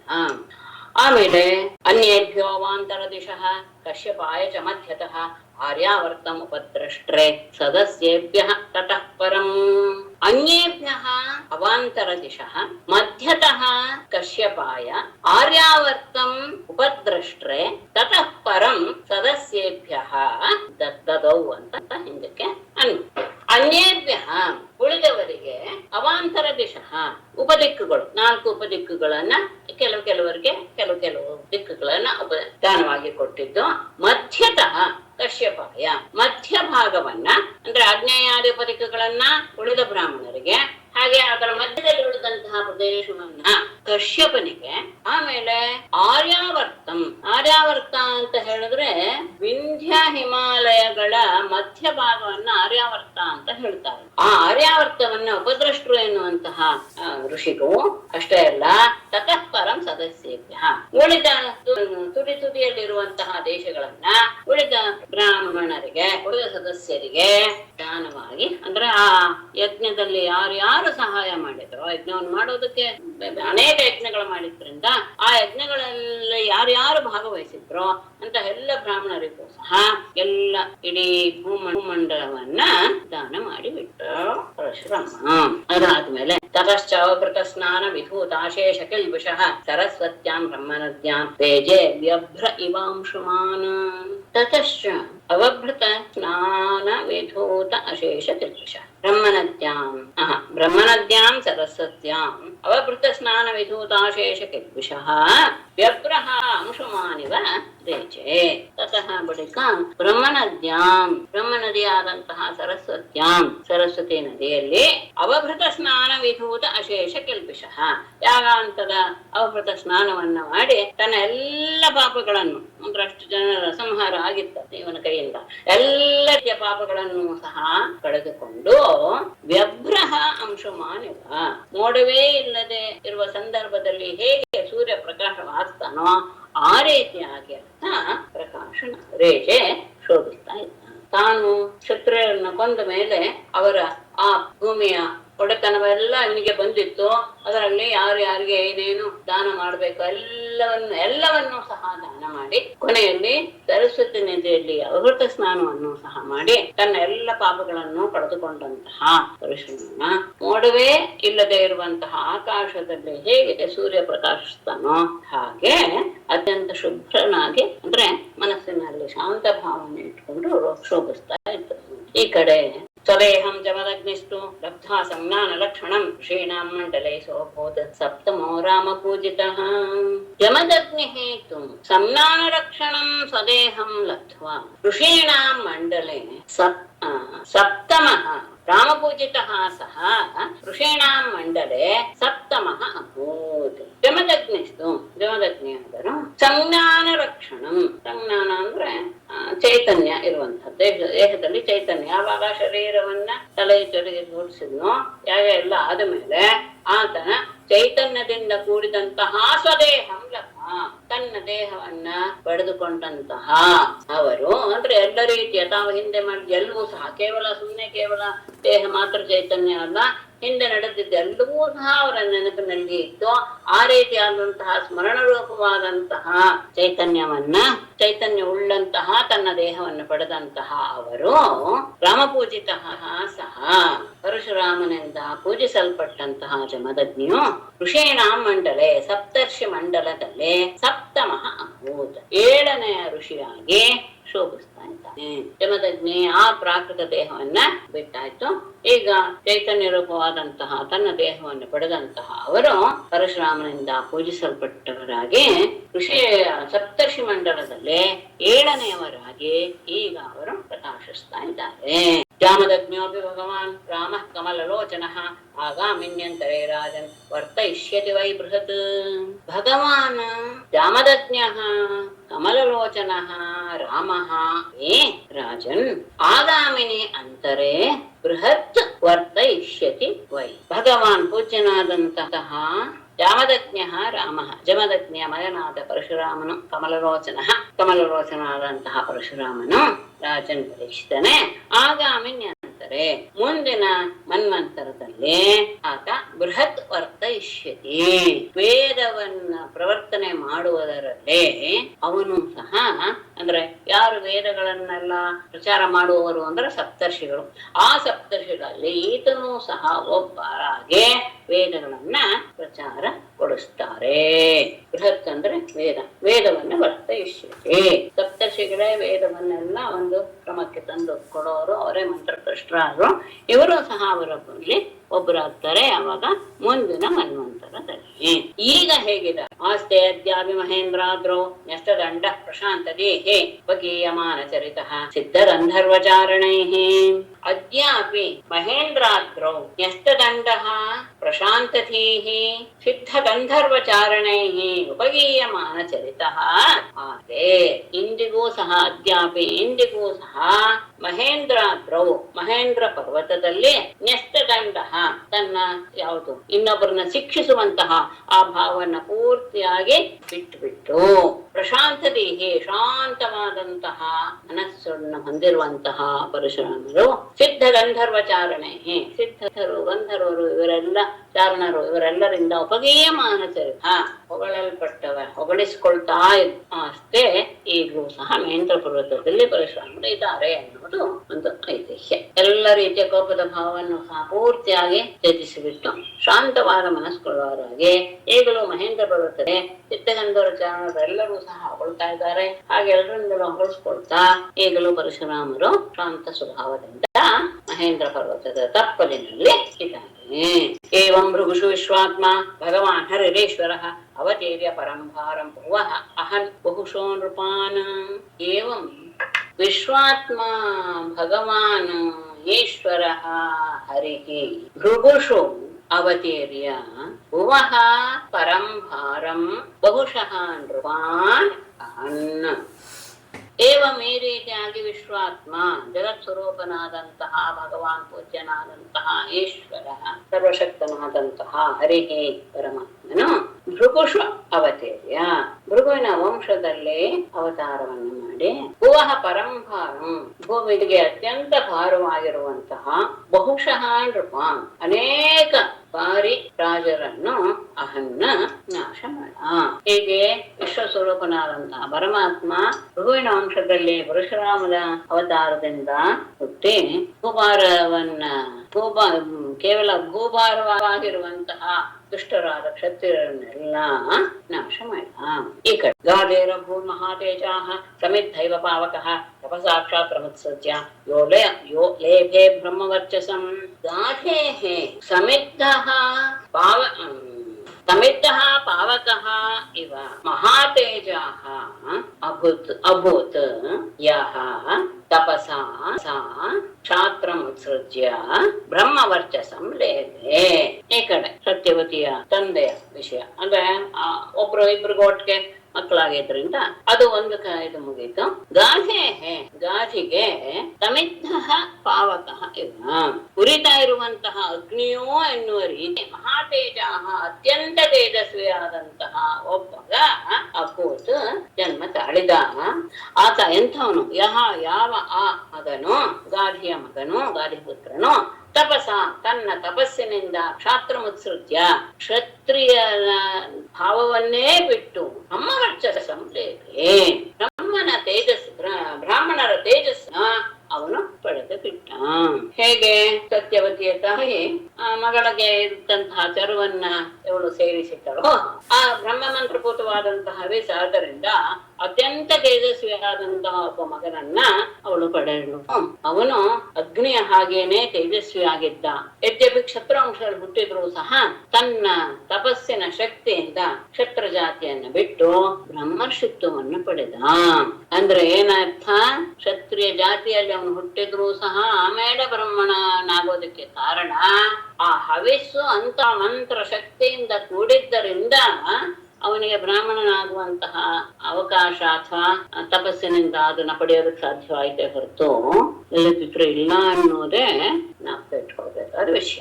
ಅಂದ್ರೆ ಅದೇ ಜನ್ಮದಲ್ಲಿ ಎರಡು ಸಾಧ್ಯವಿಲ್ಲ. ಕ್ಷತ್ರಿಯನೂ ಆಗಿ ಬ್ರಾಹ್ಮಣನೂ ಆಗೋದಕ್ಕೆ ಸಾಧ್ಯವಿಲ್ಲ. ಇಲ್ಲಿ ಆದಂತಹ ಒಂದು ವ್ಯತ್ಯಾಸದಿಂದ ಆತ ಮೂಲ ಇವೇ ಆಗಿದ್ದರಿಂದ ಏನು ಬ್ರಹ್ಮದ ತೇಜಸ್ಸಿನ ಚರುವಿನ ಅಂಶದವನೇ ಆಗಿದ್ದರಿಂದ ಅದನ್ನ ಅವನು ಯದ್ಯಪಿ ಹುಟ್ಟಿದ ಕ್ಷತ್ರಿಯ ಕುಲದಲ್ಲ ಆದರೂ ತನ್ನ ಶಕ್ತಿಯಿಂದ ತಪಸ್ಸಿನ ಶಕ್ತಿಯಿಂದ ಬ್ರಹ್ಮಶಕ್ತಿಯನ್ನ ಸಂಪಾದಿಸಿದ. ಆ ವಿಶ್ವಾಮಿತ್ರ ಎನ್ನುವ ಶಬ್ದವನ್ನೇ ಇಲ್ಲಿ ತಗೊಂಡಿದ್ದಾರೆ. ವಿಶ್ವಾಮಿತ್ರ ಆಗಿದ್ದು ಆಮೇಲೆ ಆತ ಅಂದ್ರೆ ತಪಸ್ಸಿನಿಂದ ಆಯ್ತು ಅಂತ ಆದ್ರಿಂದ ವಿಶ್ವಾಮಿತ್ರನ ಆಗಿಬಿಟ್ಟಿದ್ದಾನೆ. ಯಾವಾಗ ಆ ಶುನಶೇಖ ಸಿಗುವ ಸಂದರ್ಭದಲ್ಲಿ ಅದು ಆಗಿದೆ, ಹಿಂದೆ ವಿಷಯ ಬಂದಿದೆ. ವಿಶ್ವಾಮಿತ್ರಸ್ಯ ಚೈವಾಸನ್ ಪುತ್ರ ಏಕಶತಂ ನೃಪ ಮಧ್ಯಮಸ್ತು ಮಧುಚ್ಛಂದಸ ಏವತೆ. ವಿಶ್ವಾಮಿತ್ರಸ್ಯ ನೃಪ ವಿಶ್ವಾಮಿತ್ರಸ್ಯ ಪುತ್ರಾಃ ಏಕಶತಂ ಆಸನ್. ಮೇಡಮ್ ಕೇಳಿಸ್ತಾ ಇಲ್ಲ. ಏನು ಎಲ್ಲಿಂದ ಆಸನ್ ಅಂತ ಅಷ್ಟೇ ಹೇಳಿದ್ದು. ನೃಪ ವಿಶ್ವಾಮಿತ್ರಸ್ಯ ಏಕಶತಂ ಪುತ್ರಾಃ ಆಸನ್ ಏವ. ಅಷ್ಟಾಗಿತ್ತ? ಆಸನ್. ಮಧ್ಯಮಃ ತು ಮಧುಚ್ಛಂದಾಃ ತೇ ಮಧುಚ್ಛಂದಸಃ ಏವ. ನೃಪರಾಜನೇ ವಿಶ್ವಾಮಿತ್ರನಿಗೆ ಏಕಶತಂ ಪುತ್ರಾಃ ಆಸನ್. 100 101 ಜನ ಪುತ್ರರು ಇದ್ದರು. 101 ಜನ ಅವನಿಗೆ ಮಕ್ಕಳಿತ್ತು. ಅದರಲ್ಲಿ ಮಧ್ಯಮಸ್ತು ಮಧುಚ್ಛಂದ. ಮಧ್ಯಮ ಅಂದ್ರೆ 51ನೇವನು ಅಂತ. ಆ 51ನೇವನು ಮಧುಚ್ಛಂದ. ಮಧುಚ್ಛಂದಸ್ಸು ಶಬ್ದ ಅದು ಸಕಾರ ಅಂತ. ಮಧುಚ್ಛಂದ ಅಂತ ಮಧ್ಯಮದವನ ಹೆಸರು. ಹಾಗಾಗಿ ಮಧ್ಯಮನ ಹೆಸರನ್ನ ಇಟ್ಟುಕೊಂಡು ತೇ ಮಧುಚ್ಛಂದ ಸಹ ಏವ, ಅವರೆಲ್ಲರನ್ನೂ ಸಹ ಮಧುಚ್ಛಂದ ಸಹ ಅಂತಾನೆ ಕರಿತಾ ಇದ್ರು ಅನ್ನೋದು ವಿಶೇಷ. ಯದ್ಯಪಿ ಅವನ ಮೊದಲು 50 ಜನ, ಅವನ ಆದ್ಮೇಲೂ 50 ಜನ ಇದ್ರು. ಹಾಗಾಗಿ ಮಧ್ಯದಲ್ಲಿರುವಂತಹ ಮಧುಚ್ಛಂದ ಎನ್ನುವಂತಹ ಅವನ ಹೆಸರನ್ನೇ ಇಟ್ಕೊಂಡು ಎಲ್ಲರೂ ಮಧುಚ್ಛಂದಸರು ಎನ್ನುವಂತಹ ಹೆಸರಿನಿಂದಲೇ ಪ್ರಸಿದ್ಧರಾಗಿದ್ದರು. ಅವನಿಗೆ 101 ಜನ ಮಕ್ಕಳಿದ್ದರು ಅನ್ನೋದು ವಿಶೇಷ. ಮಧ್ಯಮದವನು ಮಧುಚ್ಛಂದ. ಆಮೇಲೆ ಆತ ಹಿಂದೆ ಕಥೆ ಸ್ವಲ್ಪ ನೆನಪಿಸ್ಕೋಬೇಕು. ಪುತ್ರಂ ಕೃತ್ವಾ ಶುನಶ್ಶೇಫಂ ದೇವರಾತಂಚ ಭಾರ್ಗವಂ ಆಜೀಗರ್ತಂ ಸುತಾನಾಃ ಜ್ಯೇಷ್ಠ ಏಷ ಪ್ರಕಲ್ಪ್ಯತಾಂ. ವಿಶ್ವಾಮಿತ್ರ ಭಾರ್ಗವಂ ಆಜೀಗರ್ತಂ ದೇವರಾತಂ ಶುನಶ್ಶೇಫಂ ಪುತ್ರಂ ಕೃತ್ವಾ ಸುತಾನ್ ಏಷಃ ಜ್ಯೇಷ್ಠಃ ಪ್ರಕಲ್ಪ್ಯತಾಂ. ಆ ಮಧ್ಯದಲ್ಲಿ ಹರಿಶ್ಚಂದ್ರನಿಗೋಸ್ಕರ ಒಂದು ಶುನಶ್ಶೇಫ ಎನ್ನುವಂತಹ ಒಬ್ಬ ಹುಡುಗನನ್ನ ಈತ ರಕ್ಷಣೆ ಮಾಡಿದ. ಯದ್ಯಪಿ ಈತನಿಗೆ ಏನೋ ಸಂಬಂಧ ಬೇರೆ. ಯಾರಿಗೆ? ವಿಶ್ವಾಮಿತ್ರನಿಗೆ. ಯಾರು? ಅಜಿಗರ್ ಅಂದ್ರೆ ಅವನ ತಂದೆ, ಶುನಶ್ಶೇಫನ ತಂದೆ, ಸೋದರ ಮಾವ ಈತ. ಯಾರೋ ವಿಶ್ವಾಮಿತ್ರ ಸೋದರ ಮಾವ ಅವನಿಗೆ, ಶುನಶ್ಶೇಫನಿಗೆ. ಹಾಗಾಗಿ ಆತ ಭಾರ್ಗವಂ ರಘುವಂಶದವನಾದ ಆಜೀಗರ್ತಂ ಅಂದ್ರೆ ಅಜೀಗರ್ತನ ಮಗನಾದಂತಹ ದೇವರಾತಂ. ದೇವರಾತ ಎನ್ನುವಂತ ಹೆಸರು ಹೇಗೆ ಬಂತು ಅಂತ ಮುಂದೆ ಬರುತ್ತೆ, ಅದನ್ನ ಹೇಳ್ತೇನೆ. ದೇವರಾತಂ ಶುನಶ್ಶೇಫಂ, ಆ ಶುನಶ್ಶೇಫನನ್ನ ಪುತ್ರಂ ಕೃತ್ವ ಮಗ ಅಂತ ಅವನು ಭಾವಿಸಿಕೊಂಡು ಸುತಾನಾಹ ತನ್ನ ಮಕ್ಕಳಿಗೆಲ್ಲ ಹೇಳ್ದ. ಏಷಃ ಜ್ಯೇಷ್ಠಃ ಪ್ರಕಲ್ಪ್ತಾಂ, ಇವನನ್ನ ನೀವೆಲ್ಲರೂ ಸಹ ನಿಮ್ಮ ಅಣ್ಣ ಅಂತ ಭಾವಿಸಿ. ಆ ಭೃಗುವಂಶದ ಅಜಯರ್ತನ ಮಗನಾದಂತಹ ಶುನಶ್ಶೇಫನನ್ನ ತನ್ನ ಮಗ ಅಂತ ಅವನು ಭಾವಿಸಿದ. ಅದು ಸಂದರ್ಭ ಮುಂದೆ ಹೇಳ್ತಾರೆ, ಮತ್ತೆ ನಾನು ಹೇಳೋ ಅವಶ್ಯಕತೆ ಇಲ್ಲ. ಹಾಗೆ ಮಾಡಿ ಅವ್ರ ಮಕ್ಕಳಿಗೆ ಹೇಳ್ತಾನೆ, ನೀವು ಇವನ್ನ ಹಿರಿಯ ಅಣ್ಣ ಅಂತ ನೀವು ಭಾವಿಸ್ಬೇಕು ಅಂತ. ಯಾರು ಆತ ಶುನಶ್ಶೇಫ ಅಂದ್ರೆ ಯೋ ವೈ ಹರಿಶ್ಚಂದ್ರಮಖೆ ವಿಕ್ರೇತ ಪುರುಷ ಪಶು ಸುತ್ವಾ ದೇವಾನ್ ಪ್ರಜೇಶಾದೇನ ಮುಮುಚೆ ಪಾಶಬಂಧನಾತ್. ಬಂದಿಲ್ವಾ ಶುನಶ್ಶೇಫನ ವಿಷಯ? ಬಂದಿದೆ ಅಲ್ವಾ? ಹರಿಶ್ಚಂದ್ರನ ವಿಷಯ ಬಂದಿದೆ ಅಂತ ಬಯಸ್ತೇನೆ. ಬಂದಿದೆ. ಸರಿ. ಅಲ್ಲಿ ಯಹ ಹರಿಶ್ಚಂದ್ರ ಮಖೆ ಪುರುಷಃ ಪಶು ವಿಕ್ರೀತಃ ಪ್ರಜೇಶಾದೇನ ದೇವಾನ್ ಸ್ತುತ್ವಾ ಪಾಶಬಂಧನಾತ್ ಮುಮುಚೆ. ಯಾರಪ್ಪ ಶುನಶ್ಶೇಫ? ತನ್ನ ಹಿರಿಯ ಮಗ ಅಂತ ಅನ್ಕೋತಿದ್ದಾನಂತಲ್ಲ.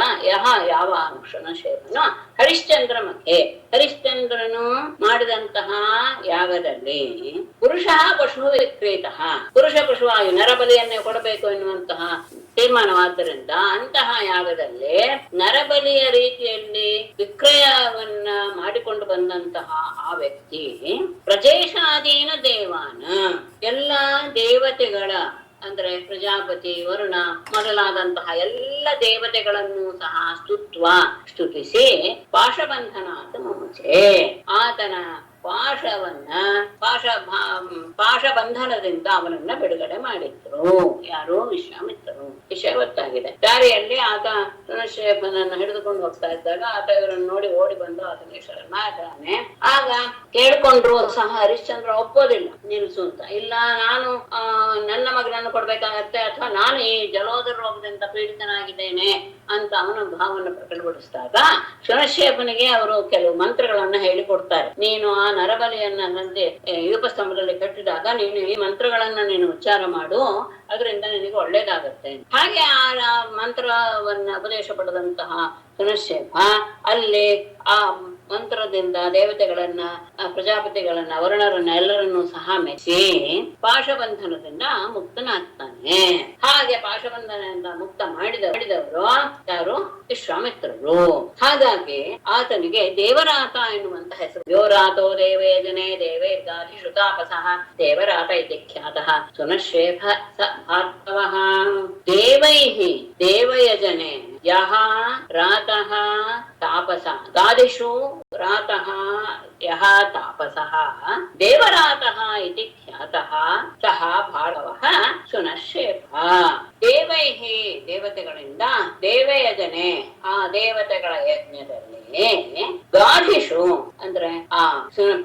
ವಿಶ್ವಾಮಿತ್ರರಿಗೆ ಯಹ ರಾತಃ ತಾಪಸಃ, ಯಾರು ಅವನಿಗೆ ರಾತಃ ಅಂದ್ರೆ ಕೊಡಲ್ಪಟ್ಟವನು, ತಪಸ್ವಿಯಾದಂತಹ ಯಾವ ವ್ಯಕ್ತಿಯು ದೇವತೆಗಳಿಂದ ವಿಶ್ವಾಮಿತ್ರರಿಗೆ ಕೊಡಲ್ಪಟ್ಟನೋ ಹಾಗಾಗಿ ಆತನಿಗೆ ದೇವರಾತಃ ಇದು ಖ್ಯಾತಃ.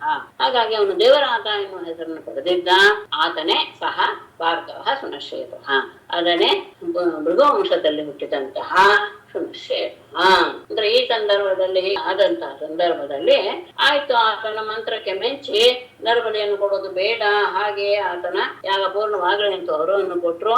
ಅಷ್ಟೇ ಎಲ್ಲ ಅವನನ್ನ ನೀವೇ ನಿಮ್ಮದೇ ಮಗ ಅನ್ನುವಂತಹ ಭಾವದಿಂದ ಅವನಿಗೆ ವಿಶ್ವಾಮಿತ್ರರಿಗೆ ಅವನನ್ನು ಅರ್ಪಿಸಿಬಿಟ್ರು. ಹಾಗಾಗಿ ಅವನಿಗೆ ದೇವರಾತ ಎನ್ನುವ ಹೆಸರು ಇದೆ. ಅವನೇನೆ ಭೃಗುವಂಶದ ಸುನಶ್ಚೇತ ಅಂತ. ಸ್ವಲ್ಪ ಮತ್ತೆ ಹಿಂದಕ್ಕೆ ಹೋಗೋಣ. ವಿಶ್ವಾಮಿತ್ರರು ಇವನನ್ನ ನೀವು ಹಿರಿಯಣ್ಣ ಅಂತ ನೀವು ಭಾವಿಸಿ ಅಂತ ತನ್ನ ಮಕ್ಕಳಾದ 101 ಜನರಿಗೂ ಸಹ ಹೇಳಿದ. ಯೇ ಮಧುಚ್ಛಂದ ಸಹ ಜ್ಯೇಷ್ಠಾಃ ಕುಶಲಂ ಮೇ ನಿರೇನ ತತ್ ಅಶಪತ್ತಾನ್ ಮುನಿ ಕ್ರುದ್ಧಃ ಮ್ಲೇಚ್ಛಾ ಭವತ ದುರ್ಜನಾಃ.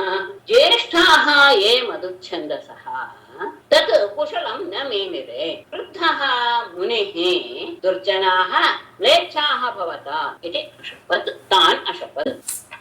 ಏ ಜ್ಯೇಷ್ಠಾಃ ಮಧುಚ್ಛಂದಸಃ ಅಂದ್ರೆ ಯಾವ ಮೊದಲಿನ 50 ಜನ ಅಂತ, ಯಾವ ಜ್ಯೇಷ್ಠರಾದಂತಹ ಮಧುಚ್ಛಂದ ಅಂದ್ರೆ ವಿಶ್ವಾಮಿತ್ರನ 50 ಜನ ಮಕ್ಕಳಿದ್ದಾರೋ ಅವರು ತತ್ ಈ ತಂದೆಯ ಈ ರೀತಿಯ ಮಾತನ್ನ ಕುಶಲಂ ನ ಮೇನಿದೆ, ಅದು ಅವರ ಮನಸ್ಸಿಗೆ ಅಷ್ಟು ಹಿಡಿಸಲಿಲ್ಲ. ಯಾವುದೋ ವಂಶದವನು ನಾವು ನಮ್ಮ ಅಣ್ಣ ಅಂತ ತಿಳ್ಕೊಳ್ಳೋದು ಹೇಗೆ ಅಂತ ಅವ್ರು ಯಾರು ಸಹ ಅದನ್ನ ಒಪ್ಕೊಳ್ಳಿಲ್ಲ. ಆಗ ಕ್ರುದ್ಧ ಮುನಿ ಕೋಪಗೊಂಡಂತಹ ವಿಶ್ವಾಮಿತ್ರರು ದುರ್ಜನಾಹ, ತಂದೆಯ ಮಾತನ್ನು ಮೀರ್ತಾ ಇದ್ದೀರಾ ದುರ್ಜನರೇ, ಮ್ಲೇಚ್ಛಾಹ ಭವತ, ನೀವೆಲ್ಲ ಮ್ಲೇಚ್ಛರಾಗಿವಿರಿ ಅಂತ ತಾನ್ ಅಶದ್ ಅವರೆಲ್ಲರಿಗೂ ಸಹ ಶಾಪ ಕೊಟ್ಟು ಬಿಟ್ರು ವಿಶ್ವಾಮಿತ್ರರು. ಯಾವಾಗ ತನ್ನ ಮಾತನ್ನ ಕೇಳಲಿಲ್ವೋ ನೀವೆಲ್ಲ ಮ್ಲೇಚ್ಛರಾಗಿ ಹೋಗಿ ಅಂತ ಅಷ್ಟು ಜನರಿಗೂ ಶಾಪ ಕೊಟ್ಟು. ಆಗ ಮಧುಚ್ಛಂದ ಇದ್ನಲ್ಲ ಆತ ಏನ್ ಮಾಡ್ದ, ಸ್ವಲ್ಪ ತಲೆ ತಂದ್ಕೊಂಡ. ಸಹೋವಾಚ ಮಧುಚ್ಛಂದ ಸಾರ್ಧಂ 500 ತತಃ ಎನ್ನೋ ಭವಾನ್ ಸಂಜಾನೀತೆ ತಸ್ಮಿನ್ ತಿಷ್ಠಾಮಹೇ ವಯಂ. ಮಧುಚ್ಛಂದಾಃ ತತಃ ಸಾರ್ಧಂ 500 ಉವಾಚಃ ಯತ್ ಭವಾನ್ ನಃ ಸಂಜಾನೀತೆ ತಸ್ಮಿನ್ ವಯಂ ತಿಷ್ಠಾಮಹೇ. ಮಧುಚ್ಛಂದಾಹ ಸಹ, ಮಧುಚ್ಛಂದ ಎನ್ನುವಂಥವನು 51ನೇವನಿದ್ದಾನಲ್ಲ ಅವನು ತತಃ ಸಾರ್ಧಂ 500 ಉಳಿದ 50 ಜನರೊಡನೆ ಸೇರಿಕೊಂಡು ತಂದೆಗೆ ಉವಾಚಃ ತಂದೆಗೆ ಹೇಳಿದ, ಇದು ನಹ ನಮ್ಮನ್ನ ಭವಾನ್ ಯತ್ ಸಂಜಾನಿತೆ, ನಮ್ಮನ್ನ ನೀನು ಏನಂತ ತಿಳ್ಕೊಳ್ತೀಯೋ. ಏನಂತ ತಿಳ್ಕೊಳ್ತೀಯೋ ಅಂದ್ರೆ ಏನೋ, ನೀನು ಇವರನ್ನ ನೀವು ಅಣ್ಣ ಅಂತ ತಿಳ್ಕೊಂಡು ನೀವೆಲ್ಲ ತಮ್ಮಂದರಾಗಿರ್ಬೇಕು ಅಂತ ನೀನೇನು ಭಾವನೆಯನ್ನ ಇಟ್ಟುಕೊಂಡಿದೀಯೋ, ಅಂದ್ರೆ ನೀವೆಲ್ಲ ಕನಿಷ್ಠರು ಅವನೇ ಜ್ಯೇಷ್ಠ ಎನ್ನುವಂತಹ ಭಾವವನ್ನ ನೀನು ಹೇಳಿದೀಯೋ, ಅದನ್ನ ತಸ್ಮಿನ್ ಆ ವಿಷಯದಲ್ಲಿ ವಯಂ ತಿಷ್ಠಾಮಹೇ ನಾವು ಅದೇ ರೀತಿಯಾಗಿ ಆಚರಣೆ ಮಾಡ್ತೇವೆ. ಯಾವಾಗ ಹಿರಿಯರಿಗೆ ಈ ರೀತಿ ಆದಂತಹ ಶಾಪ ಬಂದುಬಿಡುತ್ತೋ ಆಗ ಆ ಮಧುಚ್ಛಂದ ತನಗಿಂತನೂ ಕಿರಿಯರಾದಂತಹ 50 ಜನ ತಮ್ಮಂದರ ಜೊತೆಗೆ ತಂದೆ ಹತ್ರ ಹೋಗಿ ಹೇಳ್ದ, ನೀವು ಏನು ನಮಗೆ ಆಜ್ಞೆ ಮಾಡ್ತಿರೋ, ಅಂದ್ರೆ ಯಾರನ್ನ ನಾವು ಜ್ಯೇಷ್ಠರನ್ನಾಗಿ ಬಣಿಸ್ಬೇಕು, ನಾವು ಹೇಗಿರ್ಬೇಕು ಎನ್ನುವಂತಹ ಭಾವನೆ ಏನ್ ಹೇಳಿದ್ಯೋ ತಂದೆಯಾದ ನೀನು, ಹಾಗೆ ನಾವು ಅದೇ ರೀತಿಯಾಗಿ ನಾವು ವ್ಯವಹಾರ ಮಾಡ್ತೇವೆ. ಜ್ಯೇಷ್ಠಂ ಮಂತ್ರದೃಶಂ ಚಕ್ರುಃ ತ್ವಾಮನ್ ಮಂಜೋ ವಯಂ ಸ್ಮಹಿ ವಿಶ್ವಾಮಿತ್ರ ಸುತಾನಾಃ ವೀರವಂತೋ ಭವಿಷ್ಯಥ ಯೇ ಮಾನಂ ಮೇ ಅನುಗೃಹ್ಣಂತೋ ವೀರವಂತಂ ಅಕರ್ತಮಾಂ. ಮಂತ್ರದೃಶಂ ಜ್ಯೇಷ್ಠಂ ಚಕ್ರುಃ ವಯಂ ತ್ವಾಂ ಅನ್ವಂಚಃ ಸ್ಮಹಿ ವಿಶ್ವಾಮಿತ್ರಃ ಸುತಾನ್ ಅಹ ವೀರವಂತಃ ಭವಿಷ್ಯಥ ಯೇ ಮೇ ಮಾನಂ ಅನುಗೃಹ್ಣಂತಃ ಮಾಂ ವೀರವಂತಂ ಅಕರ. ಮಂತ್ರದೃಶಂ ಜ್ಯೇಷ್ಠಂ ಈಗಾಗಲೇ ಸುನಶೇಪ ಮಂತ್ರವನ್ನು ಸಹ ಇದು ಮಾಡ್ಕೊಂಡಿದ್ನಂತೆ, ನಾವು ಸಾಕ್ಷಾತ್ಕಾರ ಮಾಡ್ಕೊಂಡಿದ್ದ. ಅಂತಹ ಆತನನ್ನ ಸುನಶೇಪನನ್ನ ಜ್ಯೇಷ್ಠಂ ಚಕ್ರು ತನ್ನ ಹಿರಿಯ ಅಣ್ಣ ಎನ್ನುವ ರೀತಿಯಲ್ಲಿ ಆತನನ್ನ ಒಪ್ಪಿಕೊಂಡ ಮೇಲೆ ತ್ವಾಂ ವಯಂ ಅನ್ವಂಚಃ ಸ್ಮಹಿ ನಾವು ನಿನ್ನ ಮಾತನ್ನ ಅಂದ್ರೆ ನಿನ್ನ ಅನುಯಾಯಿಗಳಾಗಿ ನಿನ್ನ ತಮ್ಮಂದಿರಾಗಿ ನಾವು ವ್ಯವಹಾರ ಮಾಡ್ತೇವೆ ಅಂತ ಆತನ ಹತ್ತಿರ ಹೇಳಿಕೊಂಡು. ಇದನ್ನ ನೋಡಿದಂತಹ ವಿಶ್ವಾಮಿತ್ರರಿಗೆ ಸಂತೋಷವಾಯ್ತು. ವಿಶ್ವಾಮಿತ್ರ ಸುತಾನಾಹ ವಿಶ್ವಾಮಿತ್ರರು ಮಕ್ಕಳಿಗೆ ಹೇಳಿದರು, ವೀರವಂತಹ ಭವಿಷ್ಯತ ನೀವೆಲ್ಲರೂ ಸಹ ಉತ್ತಮರಾದಂತಹ ವೀರ ಮಕ್ಕಳನ್ನ ಮಕ್ಕಳನ್ನ ನೀವೆಲ್ಲರೂ ಪಡೆದವರು ಆಗ್ತೀರಾ. ಯಾಕೆಂದ್ರೆ ಯಾವ ನೀವು ಮೇ ಮಾನಂ ಅನುಗೃಣ್ಣಂತಹ, ನೀವು ನನ್ನ ಮಾತನ್ನ ಅಂದ್ರೆ ನಾನು ಜ್ಯೇಷ್ಠನಾದವನು, ನಾನು ಪೂಜ್ಯ ಎನ್ನುವಂತಹ ಭಾವವನ್ನು ಇಟ್ಟುಕೊಂಡು ನನ್ನ ಮಾತನ್ನ ಅನುಸರಿಸಿದರೆ, ಹಾಗಾಗಿ ಮಾಂ ವೀರಮಂತಂ ಅಕರ್ತ, ಅಷ್ಟೇ ಅಲ್ಲ ನನ್ನನ್ನ ವೀರರಾದ ಮಕ್ಕಳನ್ನು ಹೊಂದಿದವನನ್ನು ಸಹ ನೀವು ಮಾಡಿದ್ರಿ. ಹಾಗಾಗಿ ನೀವು ಸಹ ಒಳ್ಳೊಳ್ಳೆಯ ವೀರ ಪರಾಕ್ರಮಶಾಲಿ ಆದಂತಹ ಮಕ್ಕಳನ್ನ ಪಡಿತೀರಾ ಅಂತ ಅವರೆಲ್ಲರಿಗೂ ಸಹ ಆಶೀರ್ವಾದವನ್ನು ಸಹ ಮಾಡಿ. ಏಷವ ಕುಶಿಕಾ ವೀರಃ ದೇವರಾತಸ್ತಮನ್ವಿತ ಅನ್ಯೇ ಚ ಅಷ್ಟಕಹಾರೇತ ಚ ಕ್ರತುಮದಾದಯಃ. ಕುಶಿಕಾಃ ಏಷಃ ವೀರಃ ದೇವರಾತಃ ತಂ ಅನ್ವಿತ, ಅದು ಅಷ್ಟೇ ಅಲ್ಲಿ ಸಂಬಂಧ. ಅನ್ಯೇ ಚ ಅಷ್ಟಕಹಾರೇತ ಜಯ ಕ್ರತುಮದಾದಯಃ.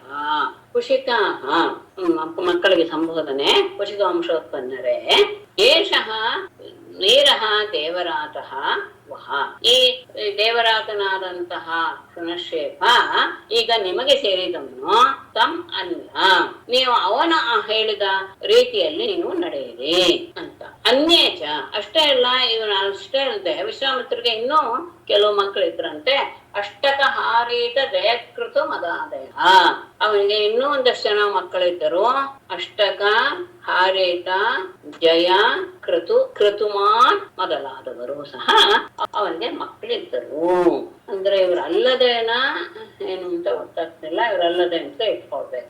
ಹೀಗಾಗಿ ಏನಾಗೋಯ್ತು ಅಂದ್ರೆ ಇವ್ರು ಹೇಳೋ ಪ್ರಕಾರ ಏವಂ ಅಂತ ಹೇಳ ಕೌಶಿಕವತ್ರಂತೂ ವಿಶ್ವಾಮಿತ್ರ ಪೃಥಕ್ ವಿಧಂ ಪ್ರವರ ಅಂತರಮಾಪನ್ನಂ ತಥಿ ಚೈವಂ ಪ್ರಕಲ್ಪಿತಂ. ಏವಂ ವಿಶ್ವಾಮಿತ್ರೈಃ ಕೌಶಿಕ ಗೋತ್ರಂ ಪೃಥಗ್ವಿಧಂ ಪ್ರವರಾಂತರಂ ಆಪನ್ನಂ ತತ್ ಏವಂ ಪ್ರಕಲ್ಪಂ ಚ ಹಿ.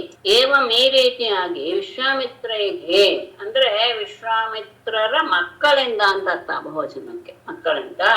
ಕೌಶಿಕ ಗೋತ್ರಂ ಪೃಥಗ್ವಿಧಂ, ಕೌಶಿಕ ಗೋತ್ರ, ಕೌಶಿಕ ವಂಶ ಅದು. ಆ ಗೋತ್ರ ಏನಾಗೋಯ್ತು ಅಂದ್ರೆ ಅನೇಕ ಭೇದಗಳನ್ನು ಹೊಂದಿಬಿಡುತ್ತೋ. ಪ್ರವರಾಂತರಂ ಆಪನ್ನಂ, ಒಂದೊಂದು ಗೋತ್ರ ಒಂದೊಂದು ಪ್ರವರವನ್ನು ಹೊಂದಿಕೊಂಡು ಹೀಗೆ ತದ್ದಿ ಏವಂ ಪ್ರಕಲ್ಪಿತಂ.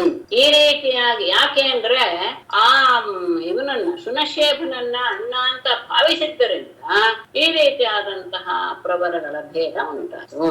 ಏನಾಯ್ತು, ಕೆಲವರಿಗೆ ಶಾಪ ಬಂದ್ಬಿಡ್ತು, 51 ಜನರಿಗೆ ಶಾಪ ಬಂತು, ಇನ್ನ 51 ಜನರಿಗೆ ಅನುಗ್ರಹ ಸಿಕ್ತು. ಅಷ್ಟೇ ಅಲ್ಲ, ಅದರಲ್ಲಿ ಇನ್ನೊಬ್ಬ ಮಗ ಅಂತ ಬೇರೆ ಸ್ವೀಕಾರ ಮಾಡಿ ಆಯ್ತು. ಹೀಗೆ ಕೌಶಿಕ ಗೋತ್ರ ಅನೇಕ ಪ್ರಕಾರವಾಗಿ ಹೊಂದಿ ಒಂದೊಂದು ಪ್ರಕಾರವನ್ನ ಹೊಂದಿಕೊಳ್ಳುವಂತಹ ಪರಿಸ್ಥಿತಿ ಉಂಟಾಯಿತು. ಯಾಕೆ ಹೀಗಾಯಿತು ಅಂದ್ರೆ ಆ ದೇವರಾತನನ್ನ ಜ್ಯೇಷ್ಠ ಅಂತ ಕಲ್ಪನೆ ಮಾಡಿದ್ರಿಂದ ಹೀಗೆ ಆ ಕೌಶಿಕ ಗೋತ್ರ.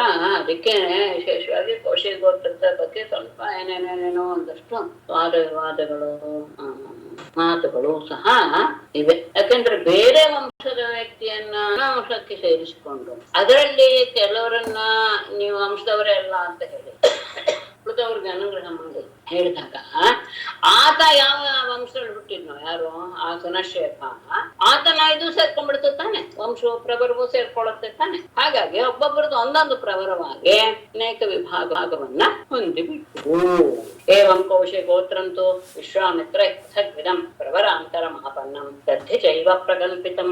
ಅಂದ್ರೆ ಹೀಗಾಗೋದಕ್ಕೆ ಕಾರಣ ಏನು ಅಂದ್ರೆ ಏವಂ ಪ್ರಕಲ್ಪಿತಂ, ದೇವರಾತನನ್ನ ಬೇರೆ ಅಂಶದಂತವನ್ನ ತಮ್ಮ ಜ್ಯೇಷ್ಠ ಅಂತ ಮಾಡ್ಕೊಂಡಿದ್ದೆ ಅದಕ್ಕೆ ಕಾರಣ ಅಷ್ಟೇ. ಶ್ರೀಮದ್ ಭಾಗವತೆ ಮಹಾಪುರಾಣೆ ನವಮಸ್ಕಂಧೆ ಷೋಡಶೋಧ್ಯಾಯ. ಶ್ರೀಶುಕವಾಚಾಯ ಕ್ರೂರವಸಃ ಪುತ್ರಃ ಆಯುಕ್ತಸ್ಯಾಭವನ್ ಸುತಾಃ ನಹುಷಃ ಕ್ಷತ್ರವೃದ್ಧಶ್ಚ ರಜೀರಂಭಶ್ಚ ವೀರ್ಯವಾನ್. ಇದರಲ್ಲಿ ನಮಗೆ 10ನೇ ಸ್ಕಂದದಲ್ಲಿ ಕೃಷ್ಣನ ವಂಶ, ಇದು ವಂಶ ಹೇಳಬೇಕಾಗಿದೆ. ಹಾಗಾಗಿ ಪುರೂರವನ ವಂಶವನ್ನ ಅಲ್ಲಿಗೆ ತೆಗೆದುಕೊಂಡು ಮುಗಿಸೋದಕ್ಕೆ ಮೊದಲು ಬೇರೆಯವರ